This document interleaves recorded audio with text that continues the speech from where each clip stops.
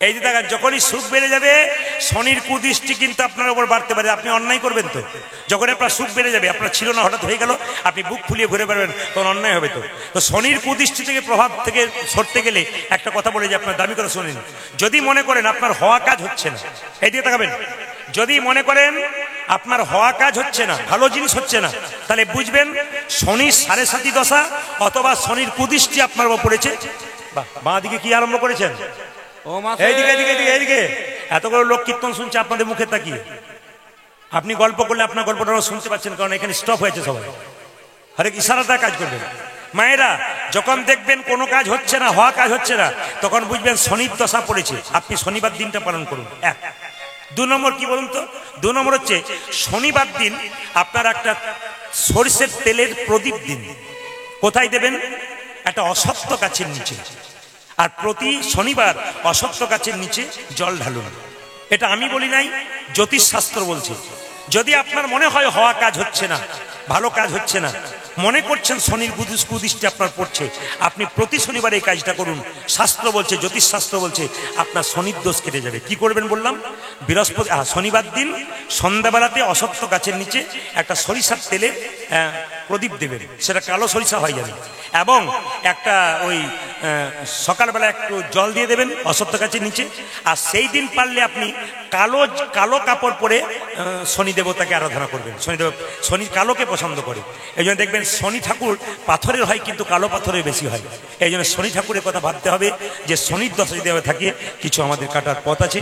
আমি মাঝে মাঝে ফাঁকে ফাঁকে কথাগুলো বলে গেলাম, আপনার মাথায় নেবেন। হিন্দু চেনার কতগুলো নিয়ম আছে, আস্তে মন দিয়ে শুনবেন। হিন্দু চেনার কিছু নিয়ম আছে। আমাদের জানা কম বয়সে ছেলে মেয়েরা কীর্তন শোনে, আমার কাছে গিয়ে বাসাতে সব জায়গায় বলে, দাদা আপনার কীর্তনটা সবসময় শুনি, সাবস্ক্রাইবার হয়ে গেছে, আমরা সব গানগুলো শুনি, সবগুলো মুখস্থ হয়ে গেছে, মায়েরা বলে। তা আমি সেই ছেলেদের জন্য বলে রাখি, যে যেখানে বসে আছেন মন দিয়ে শুনছেন, সবার জন্য বলবো, আমাদের হিন্দুদের অধঃপতন আসছে, মন দিয়ে শুনবেন। এইদিকে হিন্দুদের অধঃপতন কোথায় আসছে দেখুন। দেখবেন পৃথিবীতে এত দেশ আছে, কোন দেশে দেখবেন আপনারা তীর্থস্থানের নামে নাম রাখা হয় না, কিন্তু আমাদের ভারতবর্ষের মানুষের তীর্থস্থানের নামে নাম রাখা হয়। কি বলুন তো? নবদ্বীপ চন্দ্র চক্রবর্তী, নবদ্বীপের নামে নাম রাখা হয়। বৃন্দাবন চন্দ্র রায় নাম রাখা হয়। কিন্তু সেই দেশে বাস করে ভগবানের নামে নাম রেখে, তীর্থস্থানের নামে নাম রেখে আমরা কত অন্যায় করছি একবার ভাবুন। পোল্ট্রির মুরগির দোকান খুলেছে, অসুবিধা নাই, খুলবেন, কিন্তু নাম দিয়েছে শ্রীকৃষ্ণ ব্রয়লার সেন্টার। কাটা 230, গোটা 110। না হাসি নয়, লজ্জার ব্যাপার এগুলো। এগুলো আপনারা হাসছেন তো, অন্যান্য জাতির মানুষ এগুলো করে না, যেগুলো আমরা করি। ওদের ধর্ম নিয়ে ছিনিকবিনি খেলে না, আমরা খেলি। শুনবেন মন দিয়ে যারা আছেন, হিন্দু সনাতন ধর্ম যাতে ধ্বংসের দিকে না যায়, হিন্দু সনাতন ধর্ম যাতে বেঁচে থাকে, তারই প্রচেষ্টা আমাদের। বারবার শুনবেন যে যেখানে বসে আছেন মায়েরা। আবার দেখবেন জুতোর দোকান খুলেছে, লিখেছে মহাপ্রভুর নামে জুতোর দোকান, চৈতন্য শু হাউস। জুতোর বাক্সটা নিয়ে যাচ্ছে বাবা, ওপরে মহাপ্রভুর ছবি, আর নিচে জুতো দুটো ভরা আছে, দিক দিয়ে নিয়ে যাচ্ছে, কোনো ব্যাপারই নেই, অধঃপতনের মতো নিয়ে যাচ্ছে, অসভ্যের মতো নিয়ে যাচ্ছে। যিনি দোকান করছেন তিনি যত অসভ্য কেন বলুন তো? না, তিনি চৈতন্যের নামে দোকান খুলেছেন, জুতোর দোকান, চৈতন্যের ছবিটি দিয়েছে জুতোর উপরে, তার কত অধঃপতন। আর যিনি কিনে নিয়েছেন দোকান থেকে, ওর কত অধঃপতন। এটা লজ্জা লাগা। দোকান করেছেন করুন, কিন্তু চৈতন্য মহাপ্রভু ছবিটা জুতোর উপরে দিয়ে দিয়েছে, চৈতন্য শু হাউস। আমরা কোন জায়গায় যাচ্ছি বিচার করবেন।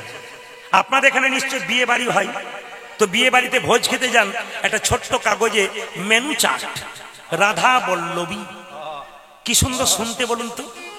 আমরা ভাবি রাধার নামে লিখেছি কি সুন্দর রাধা বল্লভী, তার নিচে আবার চিকেন কাটলেট, মটন কাটলেট।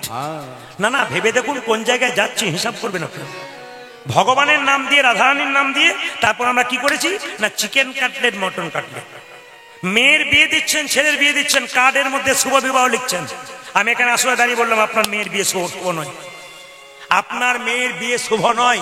আপনি শুভ বিবাহ লিখছেন শুধুমাত্র ভদ্রতা খাতিরে। শুভ হচ্ছে কোথায় কেন বলুন তো? আপনার মেয়ের বিয়েতে শুভ বিবাহ লিখেছেন, আর 25টা পাখি কাটছেন, আর 4টা ছাগল কাটছেন, রক্তের বান বন্যা বয়ে দিচ্ছেন। আপনার মেয়ের বিয়ে শুভ হবে কি করে? একজনের বাঁচবার অধিকার পৃথিবীতে ছিল, তাকে মেরে রক্তের বান, এই যে রক্তের বান বন্যা বইয়ে দিয়ে তোমার মেয়ের মঙ্গল কামনা করছো কি করে, যে তোমার মেয়ের স্মৃতি সিন্দুরটা টিকবে? আমরা অধঃপতনের দিকে যাচ্ছি কিনা দেখুন। তবে আপনাদের কাছে একটা নিবেদন রইল, যে যেখানে বসে আছেন মন দিয়ে শুনবেন। দেখবেন মায়েরা, এক জায়গাতে বলুন তো, আপনারা বলবেন তো, এক জায়গায় দেখবেন লাল কাপড়ে বাঁধা থাকে, নিয়ে হাতে হাত রেখে বলা হয়, যাহা বলিব সত্য বলিব, সত্য ছাড়া মিথ্যা বলিব না। কোথায় বলা হয় বলুন তো, কোথায় বলা হয়? কোর্টে। আপনাদের মাঝে মাঝে যাওয়া আসা আছে নাকি? ও, বুঝতে পারলাম। আচ্ছা, এইদিকে এইদিকে এইদিকে। আচ্ছা, ও পেরিয়ে গেল ট্রেন। আচ্ছা মায়েরা, যাহা বলিব সত্য বলিব, সত্য ছাড়া মিথ্যা বলিব না। তাকান আমার দিকে, এই লাল কাপড়ে বাঁধা, এর মধ্যে কি আছে বলুন তো, জোরে বলুন। টাকা? ও আচ্ছা, কানে কম শুনি, জোরে বলুন। গীতা। আচ্ছা মায়েরা, এই গীতা তো একজনকে জিজ্ঞেস করেছিলাম, দাদা এটার ভেতর কি আছে? ও তো বলছে যন্ত্র টন্ত্র কিছু একটা হবে, মানে উনি সেটাও পর্যন্ত জানেন না। আমরা কত অধঃপতনে। দেখুন, এইটা ছুঁয়ে বলি, যাহা বলিব সত্য বলিব, সত্য ছাড়া মিথ্যা বলিব না। ছোঁয়ার পর থেকে হাজার হাজার মিথ্যা বলতে শুরু করি, একটাও সত্য কথা বলি। তাহলে আমরা কত কত অধঃপতনের জায়গায় যাচ্ছি। গীতা আমরা ছুঁই মাত্র, কিন্তু মানি না। আপনাদের কাছে নিবেদন রইল, এই অধঃপতনের পথ থেকে আমাদের রেহাই হতে হবে। তাই সবার কাছে নিবেদন রইল, মায়েরা, বৈষ্ণবকে সম্মান দিন, সাধুকে সম্মান দিন। আপনাদের ছেলে মেয়ের বিয়ের 7 দিন আগে প্রদীপ পালের নিবেদন রইল, যা করছেন করুন। সমাজে টিকে থাকতে গেলে আপনাকে বজায় রাখতে বহু কিছু করবেন, কিন্তু একটা কাজ করবেন, বিয়ের 7 দিন আগে কয়েকজন বৈষ্ণবকে ডেকে একটু অন্ন প্রসাদ খাওয়াবেন। জিজ্ঞেস করবেন, বাবা কেমন খেলেন? উনি বলবেন, খাবার বলতে নেই মা, প্রসাদ বলতে হয়। উনি আবার আশীর্বাদ করে দিয়ে যাবেন। কি বলবেন বলুন তো? তোমার মেয়ের বিয়েতে আশীর্বাদ করলাম, তোমার মেয়ের স্মৃতির সিঁদুর দীর্ঘায়ু। কিন্তু দেখবেন, আপনি যখন অনেক কিছু করলেন, মাছ মাংস নানা রকম খাবার করলেন, 4 চাকাতে লাল গাড়িতে এসে আপনার বাড়িতে একজন খেয়ে চলে গেল, খাবার পরে বলে গেল, খাবারটা তো ভালো হয়েছিল, পোলাওটা, কিন্তু বাদামগুলো পোড়া পোড়া হয়েছিল। মানে খেলো, বদনাম করলো, 2000 টাকায় প্রেজেন্টেশন দিল, ওটা 2 বছর রইল, কিন্তু বৈষ্ণব যে প্রেজেন্টেশন দিল আপনার মেয়ের ছেলের জীবনে সারা জীবন রইলে। এই কাজগুলো করবেন, আপনাদের জীবন সুন্দর হবে। বাড়ি করছেন আপনারা, মন দিয়ে শুনবেন, যারা বাড়ি করছেন নতুন, সংসার যদি করতে চান, তাহলে সংসারে যা কিছু করবেন সব শাস্ত্র মতে করবেন। আমরা আজকে নিজের ইচ্ছাই করি বলে আমাদের এত দুঃখ যন্ত্রণা বেঁচে আসছে। ভেবে নেবেন, বাড়ি করতে গেলে দক্ষিণ দুয়ারি ঘরের রাজা। এইদিকে এইদিকে, বাড়ি করতে গেলে যারা জ্ঞানীজন শুনে নিন, খনা বলেছেন দক্ষিণ দুয়ারি ঘরের রাজা, পূব দুয়ারি তার প্রজা, পশ্চিম দুয়ারির মুখে ছাই, আর উত্তর দুয়ারির খাজনা নাই। তারপরে যদি দক্ষিণ দিকে দরজা করেন ঘরের রাজা, কিন্তু যদি আপনি পূব দিকে করেন প্রজা, কিছুটা ভালো, অসুবিধা নেই। কিন্তু পশ্চিম দিকে মুখে ছাই, ঝড়ঝঞ্ঝা যত সব পশ্চিমে লাগে। আর উত্তর দুয়ারির খাজনা নাই। উত্তর দিকে দরজা করলে, আমি বলি না, খনা বলছে, টাকা আসবে আর যাবে, থাকবে না, খাজনা দেবার পয়সা থাকবে না। এটা বোঝাচ্ছে খনা। মায়েরা, যখনই বাড়িতে থাকবেন, দক্ষিণ দিকের দরজা জানলা সন্ধ্যাবেলাতে বন্ধ করে দেবেন। কেন? দক্ষিণ দুয়ারি জম দুয়ার। আমাদের যতজন সংসারে মারা যাচ্ছে, মারা যাবে, সব কিন্তু দক্ষিণ দিকে আছে। তাদের অশুভ শক্তি, কিন্তু আত্মার অশুভ শক্তি প্রবেশ করতে পারে জম দুয়ার। ওই জন্য অন্তত সন্ধ্যাবেলাতে 5 থেকে 10 মিনিট জ্যোতিষশাস্ত্র বলছে আপনি বন্ধ রাখুন। কোন দিকটা? দক্ষিণ দিকে জানলা এবং দরজা 5 মিনিট বন্ধ রাখুন। ধূপধুনা দিয়ে দিন, ভগবানকে ডেকে নিন, তার কিছুক্ষণ পর খুলে দেবেন। এইবার দক্ষিণ দিকে মুখ করে, দক্ষিণ দিকে মাথা করে কি করতে হয়? শুতে হয়। দক্ষিণ দিকে মাথা করে পা করতে নেই। কেন? পা করলে আমাদের আত্মীয় স্বজনরা যারা মারা গেছে, তারা ওখানে আছে, তাদেরকে অপমান করা হয়। ওই জন্য দেখবেন দক্ষিণ দিকে মাথা করে শুই, উত্তর দিকে মাথা করে শুই না, ওইদিকে পা করে শুতে হয়। খুব দামি কথা, কিন্তু এগুলো মানবেন তো আপনার জীবন সুন্দর হবে। আপনি মানবেন না, আপনার কোনো ব্যাপার নেই, আপনার নিজের ব্যাপার। আপনি মানবেন না, আপনি মানবেন না, ওটা আপনার ব্যক্তিগত ব্যাপার। আমি মানবো না, মানলেন না, মানলেন না।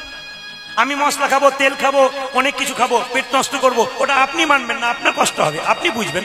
কিন্তু যদি ডাক্তারি নিয়ম আপনি মানবেন, আপনি সুস্থ থাকবেন। শাস্ত্রের নিয়মে আপনি মানবেন, আপনি ভালো থাকবেন। এইবার বলে দিই, রান্নাঘরটা হচ্ছে আমার অন্নপূর্ণার ঘর। অনেকে দেখবেন রান্নাঘরে চটি পরে ঢোকে। জিজ্ঞেস করি, দিদি চটি পরে ঢুকেছো? এটা তো আমার রান্নাঘরের চটি। রান্নাঘরে বা চটি হয়? ওটা অন্নপূর্ণার মন্দির। কতগুলো নিয়ম বলে যাচ্ছি মায়েরা। আপনি ঈশান কোণে বাথরুম ঘর করবেন না, বাড়ি করতে করতে মাথায় রাখবেন। রান্নাঘর করবেন অগ্নিকোণে। অগ্নিকোণ মানে কোনটা বলুন তো? পূর্ব দিকটা। ঈশান কোণটা কোনটা? পূর্ব এবং উত্তরে। পূর্ব এবং উত্তর কোণটা হচ্ছে ঈশান কোণ। ওখানে বাথরুম পায়খানা হয়ে গেলে কিন্তু আপনি জেনে নিন, জ্যোতিষ বলছে ঈশান কোণে যদি কারো বাথরুম পায়খানা হয় 1 থেকে 2 বছরের মধ্যে তার বাড়িতে একজন আত্মহত্যা করছে। খুব দামি কথা, একবার পাই টু পাই মেনে নেবেন, হবেই। আত্মহত্যার পথে এগোচ্ছে, দেখবেন অশান্তি লেগেই আছে। জ্যোতিষশাস্ত্র বলল যদি কোনো মতে আপনার বাড়িতে ঈশান কোণে বাথরুম পায়খানা হয়ে গেছে, তাহলে আপনি এক কাজ করুন, মাসে মাসে 1 মাসে একটা পাথরের বাটিতে দোকান থেকে লবণ এনে রেখে দিন। প্রতি মাসে মাসে চেঞ্জ করুন, অন্তত মৃত্যুর হাত থেকে রেহাই পাবেন, বিপদ থেকে রেহাই পাবেন। আমি বলি না, জ্যোতিষশাস্ত্র বলছি, এই কথাগুলো মানবেন। শান্তি বজায় রাখতে গেলে, ভগবানের নাম শুনতে গেলে, শান্তি পেতে গেলে নিজেকে শান্তিতে থাকতে হবে। এইখানে যিনি মনকে শান্ত করে বসেন তার চিরকাল সংসারে শান্তি বজায় থাকে।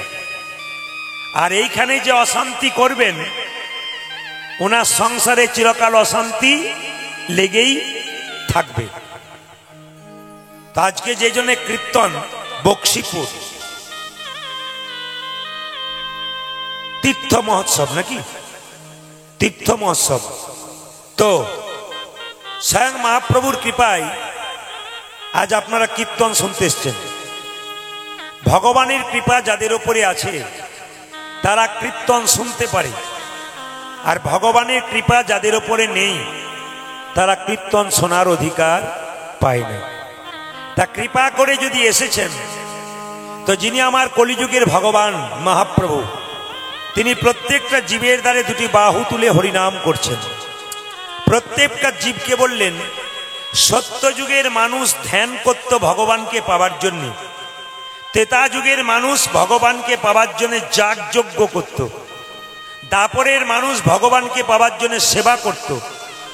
এই কলিযুগের মানুষের অত ধৈর্য নাই যে ধ্যান করবে, অত ধৈর্য নাই যে যজ্ঞ করবে, অত ধৈর্য নাই যে সেবা করবে। তাই মহাপ্রভু একটা সহজ পথ বলে দিলেন, হরে নামৈব নামৈব নামৈব কেবলম কলো নাস্তেব নাস্তেব নাস্তেব গতিরন্যথা। হরিনাম হরিনাম হরিনাম সার, নাম ছাড়া কলিযুগে গতি নাই। আর আমাদের কত সুযোগ করে দিলেন দেখুন, হরে কৃষ্ণ, আমাদের কত সুযোগ করে দিলেন, শুধু নাম করলেই উদ্ধার হয়ে যাবে।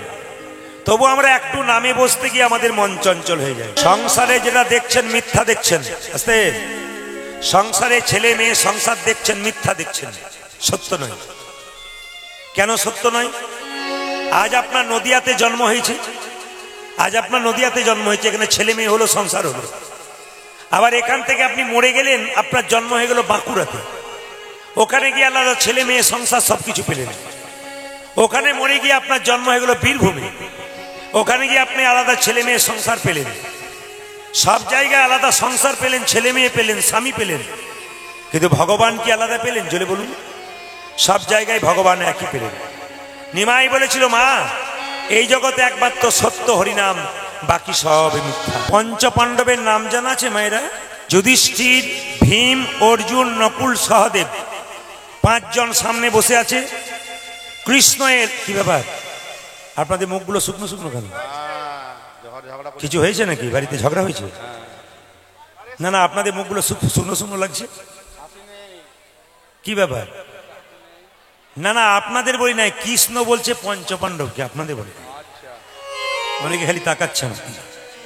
কৃষ্ণ জিজ্ঞেস করছে পঞ্চপাণ্ডবকে, তোমাদের চোখ মুখগুলো শুকনো কেন? যুধিষ্ঠির মহারাজ বলল, আমার একটা জানার জিনিস আছে, কলিযুগের মানুষ কেমন হবে। আচ্ছা ভীম, তুমি কিছু বলছো? এদিকে এদিকে ভীম বলছে, আমার জানার জিনিস আছে যে কলিযুগের সাধুগুলো কেমন হবে। সঙ্গে সঙ্গে অর্জুন বলছে, আমার একটা জানার বিষয় আছে। কৃষ্ণ বলে, কি? যে কলিযুগের বাবা মা কেমন হবে, ছেলের প্রতি আচরণ কেমন হবে। নকুল বলল, আমার একটা জানার ব্যাপার আছে, কলিযুগের ছেলে মেয়ে তার বাবা মায়ের সঙ্গে কেমন আচরণ করবে। সহদেব বলছে, আমার একটা জানার বিষয় আছে, কি? যে এই কলিযুগের মানুষ এত অন্যায় করছে, পাপ করছে, কি এমন ভালো কাজ করবে যার জন্য মুক্তি পেয়ে যাবে। মায়েরা প্রশ্নগুলো মনে আছে তো? আমি জিজ্ঞেস করব। কিন্তু যুধিষ্ঠির মহারাজকে কৃষ্ণ বলল, তোমরা 5 ভাই সকালবেলায় 5 দিকে যাও, যা যা দেখবে পরের দিন আমাকে বলবে, আমি উত্তর দেব। তো যুধিষ্ঠির মহারাজ গেল একদিকে, অন্য ভাই একদিকে, অন্য ভাই একদিকে, 5 জন 5 দিকে গেছে। যুধিষ্ঠির মহারাজ চমকে গেল, হঠাৎ দেখতে পেল একটা হাতি। তা হাতি দেখলে ক্ষতি কি? হাতিটা দেখলো কিন্তু তার 4টা পা আছে, 2টো কান আছে, 2টো চোখ আছে, 2টো মুখ, মানে 2টো সুর দেখতে পেল। চমকে গেল, হাতির আবার 2টো সুর হয়। ভীম এক পাথর গেল, সে দেখতে পেল একটা নর্দমাতে একটা ময়না পাখি নোংরা খাবার খাচ্ছে, কিন্তু দানাতে কৃষ্ণ নাম লেখা আছে। আচ্ছা বলুন তো মায়েরা, কৃষ্ণ ভক্ত যারা হয় নোংরা খাবার তারা খায় না? দেখে নেবেন আপনারা, যারা হরিভক্ত কৃষ্ণ ভক্ত হয় নোংরা জায়গায় খায় না, নোংরা দোকানে খায় না, নোংরা বাড়িতে খায় না, পরিষ্কার পরিচ্ছন্ন খাবার খায়, শুদ্ধ খাবার খায়। শুদ্ধ খাবার না হলে শুদ্ধ বচন হবে না। যেমন আজকে দুপুরবেলা যখন আমরা শুয়েছিলাম, একজন মেয়ে যা শুদ্ধ বচন করে করছিল, বাবারে, গীতা পাঠ করছিল। গীতা পাঠ মানে বুঝতে পারছেন তো, একজনের সঙ্গে আরেকজনের লড়াই চলছিল আর কি। তো মনে মনে ভাবছিলাম কি শুদ্ধ খাবার খেয়েছে সারাদিন ধরে। না না, আপনাদের এখানে নয়, গতকালের কথা বলছি। জোরে বলুন রাধা রানী কি জয়, শ্যাম সুন্দর কি, মদন মোহন কি। আচ্ছা মায়েরা, অর্জুন দেখতে পেল একটা গাভী তার বাছুরকে প্রসব করলো, আর বাছুরটা সঙ্গে সঙ্গে চাটতে চাটতে, গা চাটতে চাটতে বাছুরটার শরীর থেকে রক্ত বেরিয়ে গেল, বাছুরটা মরে গেল। এ আবার কি ব্যাপার? বাছুরকে মা আদর করে, মানে লালাগুলোকে সব পরিষ্কার করে বাছুরটাকে পরিষ্কার করে দেয়, সুন্দর করে দেয়। এ আবার চাটতে চাটতে গোটা শরীর থেকে রক্ত বের করে দিল, বাছুরটা মরে গেল। আবার নকুল দেখতে পেল 3টে গর্ত, 1, 2, 3। 1 নম্বর গর্তে জল 3 নম্বরে, 3 নম্বর গর্তে জল 1 নম্বরে, আর মাঝখানে গর্তটা ফাঁকা। তো এই আবার কেমন ব্যাপার? সহদেব গিয়ে দেখতে পেল একটা পাহাড় থেকে বিরাট বড় পাথর গড়গড় করে পড়ছে খুব স্পিডে, হঠাৎ একটা ঘাসের ডগায় গিয়ে আটকে গেল। পাথরটা এত জোরে আসছে মনে হচ্ছে একটা ঘর বাড়ি গাছ ভেঙে দেবে, কিন্তু একটা ঘাসের ডগায় আটকে গেল। কৃষ্ণ সকালবেলায় এসেছে, জিজ্ঞেস করলো যুধিষ্ঠির তুমি কি দেখলে? মায়েরা বলবেন আপনারা, যুধিষ্ঠির কি দেখেছিল? ঘোড়া দেখেছিল। যাক, আমি বোধহয় ভালো জায়গাতে এসেছি। অন্য জায়গায় যখন বলি ঘোড়া দেখেছিল, কি ভক্তি করে বলে। আপনারা যাক বলছেন তার জন্য খুশি। আবার যে শোনে নাই সেবার খুঁজছে কি বললো বল, ও শুনতে পাইনি। এই দিয়ে তাকাবে। তো কি দেখেছে মা? হাতি। হাতির কটা মুখ দেখেছে? 2টো। বেশ, খুব সুন্দর কথা। কৃষ্ণ বলল তুমি জিজ্ঞেস করলে যুধিষ্ঠির মহারাজ কলিযুগের মানুষ কেমন হবে। আসলে কলিযুগের মানুষের 2টো করে মুখ হবে। কৃষ্ণ বলছে যুধিষ্ঠিরকে আমাদের 2টো করে মুখ কলিযুগের মানুষের। যুধিষ্ঠির মহারাজ যদি বুঝলাম না, ওই হাতিটা হচ্ছে কলি, 2টো করে মুখ। বলে কিরকম? না শোনো, এই কলিযুগের মানুষের 2টো মুখ কিরকম? রামবাবু রাস্তা দিয়ে যাচ্ছে, শ্যামবাবু দেখা পেয়ে বললো দাদা ভালো আছেন, আপনার মতো মানুষই হয় না। শ্যামবাবু যখন চলে গেল তখন রামবাবু মনে মনে ভাবছে তুমি যতক্ষণ না মরছো তোমার পেছনের জায়গাটা আমার হচ্ছে না। মানে বুঝতে পারছেন তো, ভেতরে একরকম বাইরে একরকম। মানে আপনি মনে মনে ভাবছেন আপনার সঙ্গে একজন দেখা হলো কি ভালোবাসলো, কিন্তু পেছন থেকে যে আপনার মৃত্যু চাইলো আপনি ভাবতেই পারলেন। এই যে কলিযুগের 2টো মুখ, এটা আমি বলি না, কৃষ্ণ বলছে। আচ্ছা, সঙ্গে সঙ্গে বললো ভীম তুমি কি দেখলে? বলছে আমি দেখলাম ওই যে ময়না পাখি নর্দমাতে মলমূত্র খাচ্ছে। তোমার প্রশ্ন কি ছিল? যে কলিযুগের সাধু কেমন হবে। সঙ্গে সঙ্গে বললো তাহলে কলিযুগের সাধু কেমন হবে শোনো। কলিযুগের বেশিরভাগ যত সাধু জন্ম নেবে, যত সাধু হবে, কিছু কিছু সাধু চুরি করে ডাকাতি করে তোমার দরজাতে গেরুয়া বস্ত্র পরে তিলক নিয়ে মালা নিয়ে নিতাই গৌর হরি বল বলে সাধু সেজে দাঁড়াবে। প্রশ্ন করলো ভীম তাহলে কি কলিযুগের মানুষ তাকে প্রণাম করবো না? বলছে হ্যাঁ, প্রণাম করবে 3 বার। মায়েরা, যে কোনো সাধু চুরি করে হোক, ডাকাতি করে হোক, যা করে হোক, ভালো কাজ করে হোক, আপনার দরজায় দাঁড়াক, তাকে 3 বার প্রণাম দেবেন। প্রশ্ন করবেন প্রথম প্রণাম কেন দেবেন? না সাধু বাবাটা চুরি করে হোক, ডাকাতি করে হোক, ওই যে এতদিন ঘর বাড়ি ত্যাগ করেছে, এই ত্যাগের জন্য তাকে একটা প্রণাম দেবেন। আর দ্বিতীয় প্রণাম কেন দেবেন? না সাধুটি যে গেরুয়া বস্ত্র পরেছে ত্যাগের প্রতীক, ওই সাধু বাবাকে নয়, ওই ত্যাগের প্রতীক গেরুয়া বস্ত্রকে একটা প্রণাম দাও। আর তৃতীয় প্রণাম কি দেবে মায়েরা? এদিকে তৃতীয় প্রণাম, যার দরজায় কোনদিন হরিনামে ধ্বনি হয়নি, ওই সাধু বাবাটা চুরি করে হোক, ডাকাতি করে হোক, ওই যে নিতাই গৌর হরিবোল বলছে, এই হরিবোল ধ্বনিটাকে একটা প্রণাম দাও। বাহ, খুব ভালো কথা। আচ্ছা অর্জুন তুমি কি দেখলে? একটা গাভী দেখলাম, বাছুর প্রসব করলো, চাটতে চাটতে বাছুরটাকে মেরে ফেললো। বলছে কলিযুগের মা বাবা কেমন হবে? এইরকমই হবে। ছেলেকে কি বলবে? কলমের ডগায় লাখ লাখ টাকা রোজগার করবি, পাশের ঘরে ছেলেটা ফার্স্ট হচ্ছে, তুই হবি না? মানে তোকে হতে হবে। টাকা রোজগার করার মেশিন তৈরি করছেন, মানে ছেলেকে বিবেক তৈরি করছেন না, বৈরাগ্য তৈরি করছেন না। ছেলেকে ভালো শিক্ষা দিচ্ছেন না, কি শিক্ষা দিচ্ছেন? চাকরি করবি, গাড়ি করবি, বাড়ি করবি, তাতে ভবিষ্যতে আমাকে বৃদ্ধাশ্রমে রাখবি, কোনো অসুবিধা নাই, কিন্তু চাকরি বাকরি তোকে করতে হবে, কলমের ডোকায় টাকা পয়সা রোজগার করতে হবে। এ হচ্ছে কলিযুগের মানুষের নিয়ম। এই দিকে তাকাবেন, আমার পাশের বাড়িতে একটা মেয়ে 25 বছর বয়স, তার একটা 4 বছরের বাচ্চা আছে। সে যখন কেজিতে পড়তে যায়, কেজি 1-তে, তখন তার মা বলছে, টিফিন বাক্সে খাবার দিলাম, নিজে খাবি, কাউকে দিবি না, তোর একদিনকে আমার একদিন। ছেলে বলছে, মা নিজে খাবো, পাড়ার ছেলেগুলো খেতে পায় না, ওদেরকে দেবো। বলছে, আমি খেটে খেটে মরবার, তুই দিবি? নিজে খাবি, কাউকে দিবি না, কান ধরে বল। ছেলে বলল, মা কথা দিলাম আমাকে কোনোদিন আমি কাউকে দেবো না, নিজে খাবো, আমি কাউকে দেবো না। ছেলে বড় হলো, চাকরি করলো, বিয়ে হলো, নিজে খেলো, বাবা মাকেই দিল না। দিবে না তো? আপনি তো তৈরি করে দিচ্ছেন, মানে কি? আপনি বিবেকটাকে নষ্ট করে দিচ্ছেন। এগুলো একটা বাস্তব কথা। কৃষ্ণ যেগুলো বলছে কলিযুগের জন্য, আপনাদের এখানে হচ্ছে কিনা জানি না, সত্যি কথাটা হচ্ছে। আচ্ছা আচ্ছা, এই যে নকুল, তুমি কি দেখলে?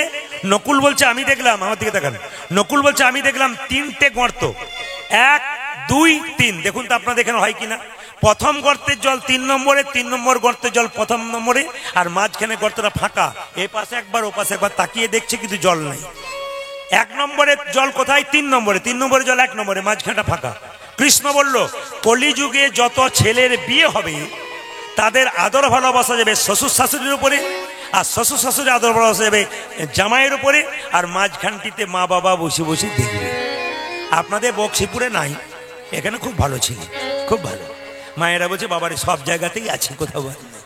তাহলে কি সুন্দর উত্তর দিয়েছে দেখুন। আচ্ছা নকুল, সহদেব তুমি কি দেখলে? এই যে আমি দেখলাম বিরাট বড় একটা পাহাড় থেকে বিরাট বড় পাথর গড়গড় করে পড়তে পড়তে এত স্পিডে আসছে, একটা ঘাসের ডগায় লেগে আটকে গেল। কেন হলো? কৃষ্ণ বলল, তোমার প্রশ্ন ছিল কলিযুগের মানুষ পাপ করবে, কি এমন কর্ম করবে যার থেকে পাপ থেকে মুক্তি পেয়ে যাবে। সঙ্গে সঙ্গে কৃষ্ণ বলল, ওই যে বিরাট বড় পাথরটা হচ্ছে পাপের সমান যদি কেউ পাপ করে, আর ঘাসটা হচ্ছে হরিনামের সমান। যদি কেউ বহু পাপ করেছে জেনেছে, একটুখানি খাইতে শুইতে যথাযথা একটু হরিনাম করতে পেরেছে, তার পাপ থেকে সে মুক্তি পেয়ে গেছে। এই জন্যে কলিযুগের মানুষের কিসের দরকার? মুক্তির দরকার, পাপ থেকে মুক্তির দরকার। ভগবান শ্রীকৃষ্ণ গোচারণে যেত। আচ্ছা বলুন, তোমার রাজার ছেলে গোচারণে যায়? গো মানে কি? ইন্দ্রিয়, চারণ মানে চালনা। ভগবান চারিদিকে ঘুরে বেড়ান কেন? ভক্তকে আমার কষ্ট দিচ্ছে কেন? যদি কেউ কষ্ট দেয়, ভগবান বাঁচায়। আপনার ভগবানের 9 লক্ষ ধেনু ছিল, সবাই জানেন। কিন্তু বাবা কিছু মনে করেন না, বক্সিপুরে এক ভদ্রলোকের শুনলাম 21 খানা গরু ছিল 2 বছর আগে। একটাও কি মরে নাই, না বাছুর হয় না? তাহলে মরলে কমবে, বাছুর হলে বাড়বে, কমা বাড়া হবে। কিন্তু আমরা শুনে আসছি সে আদি থেকে এখন পর্যন্ত যে কৃষ্ণের বাবার 9 লক্ষ মানে 9 লক্ষ ধেনু ছিল, একটাও মরে নাই, না বাছুর হয় নাই। তত্ত্ব কি বলছে? নব মানে নতুন, লক্ষ্য মানে উদ্দেশ্য। গোবিন্দ প্রত্যেক দিন নতুন নতুন উদ্দেশ্যে যেতেন ভক্তদের রক্ষা করার জন্য। মায়েরা, আপনাদের বাড়িতে গাভীর বাছুর হলে বাছুরটাকে ছেড়ে দিন, গাভীটাকে দড়ি দিয়ে বেঁধে দিন। বাছুর যত ছুটবে, গাভী তত দড়ি ছিঁড়ে তার পেছন পেছন ছুটবে। শাস্ত্র বলল, মদ ভক্ত যত্র গচ্ছন্তি তত্র গচ্ছামি পার্থিব, ভক্তানুমন গচ্ছন্তি মুক্ত স্তিবস। মানে কি? বৎসের পশ্চাতে যেমন ধাই ধেনুগণ, ভক্তের পশ্চাতে সেরকম যাই জনার্দন। ভগবান যেমন ভক্তের পেছন পেছন যায়, গাভীর আর বাচ্চা বাছুরের পেছন পেছন যায়। ডাকতে পারলে মা, ভগবান আপনার পেছন পেছন যাবে, আপনি মাথায় রাখবেন। আচ্ছা মায়েরা, কিছু মনে করবেন না যে যেখানে বসে আছেন। আচ্ছা, ভগবান শ্রীকৃষ্ণ ননি চুরি করতো, জোরে বলুন হ্যাঁ না না। নিজের বাড়িতে না অন্যের বাড়িতে? জোরে বলুন। অন্যের বাড়িতে। আচ্ছা, মা যশোদার এত এত গরু, এত এত ননি খেয়ে ফেলে দিচ্ছে, ওর ছেলে আবার চুরি করছে কেন? খুব প্রশ্ন আছে কিন্তু আপনাদের সামনে। কেন ভগবান? আপনার ছেলে যদি বাড়িতে 20 খানা 25 খানা মিষ্টি প্রতিদিন পাই, লোকের ঘরে মিষ্টি চুরি করতে যাবে কেন? কৃষ্ণ কেন অন্যের ঘরে নবনী চুরি করতে যায়? ও মায়েরা, বজগোপীরা নবনীটাকে টাঙ্গিয়ে দিয়ে বলতো, হে নবনী তুমি গোবিন্দ সেবায় লেগো বলে, ভগবানের সেবায় লাগাবে বলে নবনীটাকে দিত। ভগবান কি না এসে থাকতে পারে মা? সবাই লক্ষ্য করবেন, এই যে তাকাবেন, আপনাদের বাড়িতে অনেক গাভী আছে, বাছুর আছে, কিছু মনে করবেন না। গোবিন্দ কেমন চোর? ইন্টারন্যাশনাল চোর।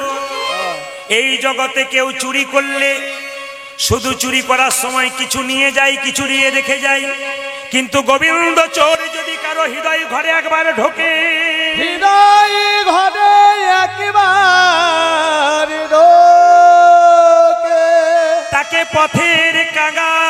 করি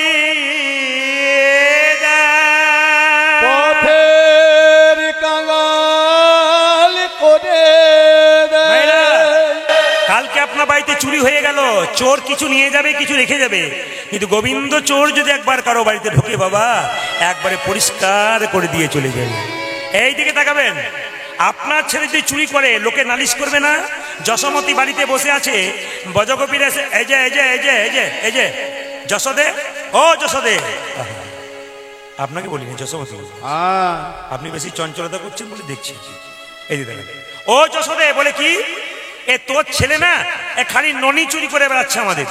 যশোমতী বলছে শোন, আমার ঘরে ননি খাবার লোক নাই, ছেলে আমার খেতে পারে না, এইটুকু বাচ্চা, ওই যে দেখতে বাচ্চা কিন্তু বাচ্চাটি পেটটা চৌবাচ্চা, যত দিবি তত খাচ্ছে। শুনে তোর ছেলে চুরি করে, বলছে কি করে চুরি করে, তোরা কি ঘরে থাকিস না, সব পালিয়ে যাস? বলছে ঘরে থাকলেও চুরি করে। বলছে কি করে চুরি করে? বলছে তোর ছেলে একা যায় না, দল বলে নিয়ে যায়। তাকাবে না দিকে, তোর ছেলে একা যায় না, দল বলে নিয়ে যায়। বলছে বেশ বেশ বেশ, তারপর কি হয়? আমরা যখন ঘরের ভেতরে কাজ করি, গাভীর বাছুরগুলো বাঁধা থাকে দুধ দোয়াবো বলে, কিন্তু কিছুক্ষণ পরে বাছুরগুলোকে খুলে দেয়, বাছুরগুলো যখন গাভীগুলো দুধ খায়, সেই ফাঁকে নবনীতে হাঁড়িতে নবনী চুরি করে নিতাই গৌর হরি গৌর করে। বলছে ও তাই নাকি?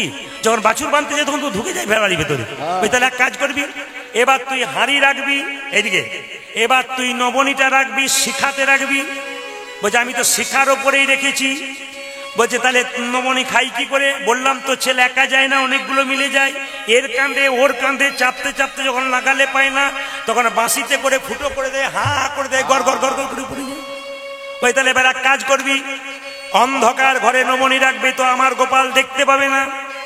সখীরা বলছে শোন যশোমতী, তোর গোপালকে যদি কারো অন্ধকার ঘরে একবার নিয়ে যায়, তোর গোপাল ঢুকলে আপনা আপনি সেই ঘর আলো হয়ে যায়।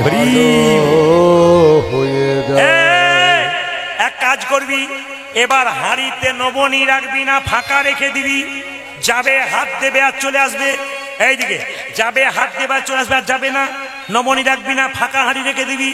সখীরা বলছে সেটা করেও দেখেছি। বলে কি? ওটা তার আরো গন্ডগোল হয়ে গেছে। বলে কেন? একদিন ফাঁকা হাঁড়ি রেখেছিলাম, যখন তুলতে যাচ্ছি তখন দেখতে পাচ্ছি এক হাঁড়ি জল হয়ে গেছে। বলে কি করে হলো? তোর গোপাল হিচি করে দিয়ে চলে। তোর গোপালের কাণ্ড দেখলে মাথা খারাপ, তোর গোপাল যেমন তেমন গোপাল নয়, হিচি করে দিয়েছে।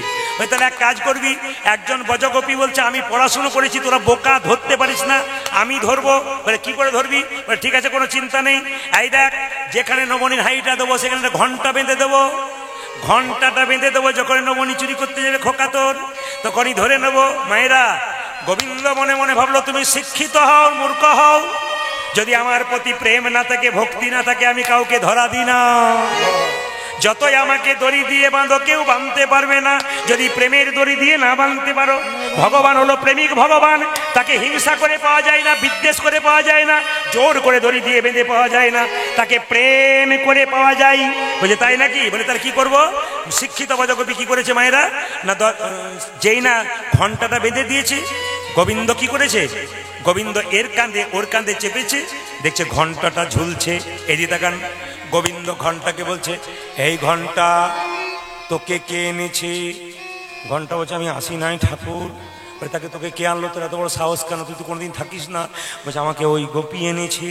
বলছে একবারে বাজবি না? বলছে না ঠাকুর বাজবো না, বাজলে তোর একদিনকে আমার একদিন, না ঠাকুর আমি বাজবো না। বলছে দেখ বাজবি না তো? বলছে না বাজবো না। ঘন্টা মনে মনে ভাবছে আমি আজে বাজে জায়গায় বাজবো না, বাজার জায়গায় ঠিক বেজে দেবো, একবার দেখো কি হয়। এই দিয়ে দেখান, গোবিন্দ বলছে ঘন্টা বাজবি না, হাঁড়ির ভেতরে হাত ঢুকিয়েছে, ঘন্টা বাজবি না। বলছে না বাজবো না। হাঁড়ি থেকে নবনী তুলেছে, ঘন্টা বাজবি না, বলে না বাজবো না। তুলে যেই না মুখে দিতে যাবে ঘন্টা ঢং ঢং করে বেজে গেছে। বাজলি কেন? ঘন্টা বলছে হে গোবিন্দ, মন্দিরে যে তোমার ভোগ হয় তখন আমি এমনি ঘন্টা বেজেই উঠি, আর জীবন্ত ভগবান যদি ভোগ খায় তবে না বেজে কি থাকতে পারি? হরি হরি আমাদের একটা খারাপ খবর দিয়ে যায়। আস্তে এই যে গালে হাত ছেড়ে দিন। আপনারা যারা গালে হাত দিয়েছেন তাদের জন্য বলছি, কৃষ্ণের ছবি দেখেছেন? এত কৃষ্ণের ছবিতে কোথাও গালে হাত দেখেছেন? জোরে বলুন হ্যাঁ না না। একজন দেখাতে পারবেন কৃষ্ণ গালে হাত দিয়েছে? যিনি জগৎ সংসার চালাচ্ছেন তার গালে হাত নেই, আপনি একটা সংসার চালাচ্ছেন গালে হাত দেন। এই যে ভাবছো বসে চলবে কিসে, তুমি ভাববার কে? তাকাবেন আমার দিকে। ভাবছো বসে চলবে কিসে, তুমি ভাববার কে? যে ভাববা সে ভাবছে, তুমি ভাবো তাকে, ভগবানকে ভাবো। একটা খারাপ খবর আপনাদের দিই, এই যে একটা খারাপ খবর দিই সবার জন্য, আমার জন্য নয়। খবর পেলাম 7 দিনের মধ্যে আমাদের মৃত্যু হবে। সবাই যে যা ভালো কর্ম করার করে নিন, যা খাবার খেয়ে নিন, কোনো অসুবিধা নেই, 7 দিনের মধ্যে মৃত্যু হবে।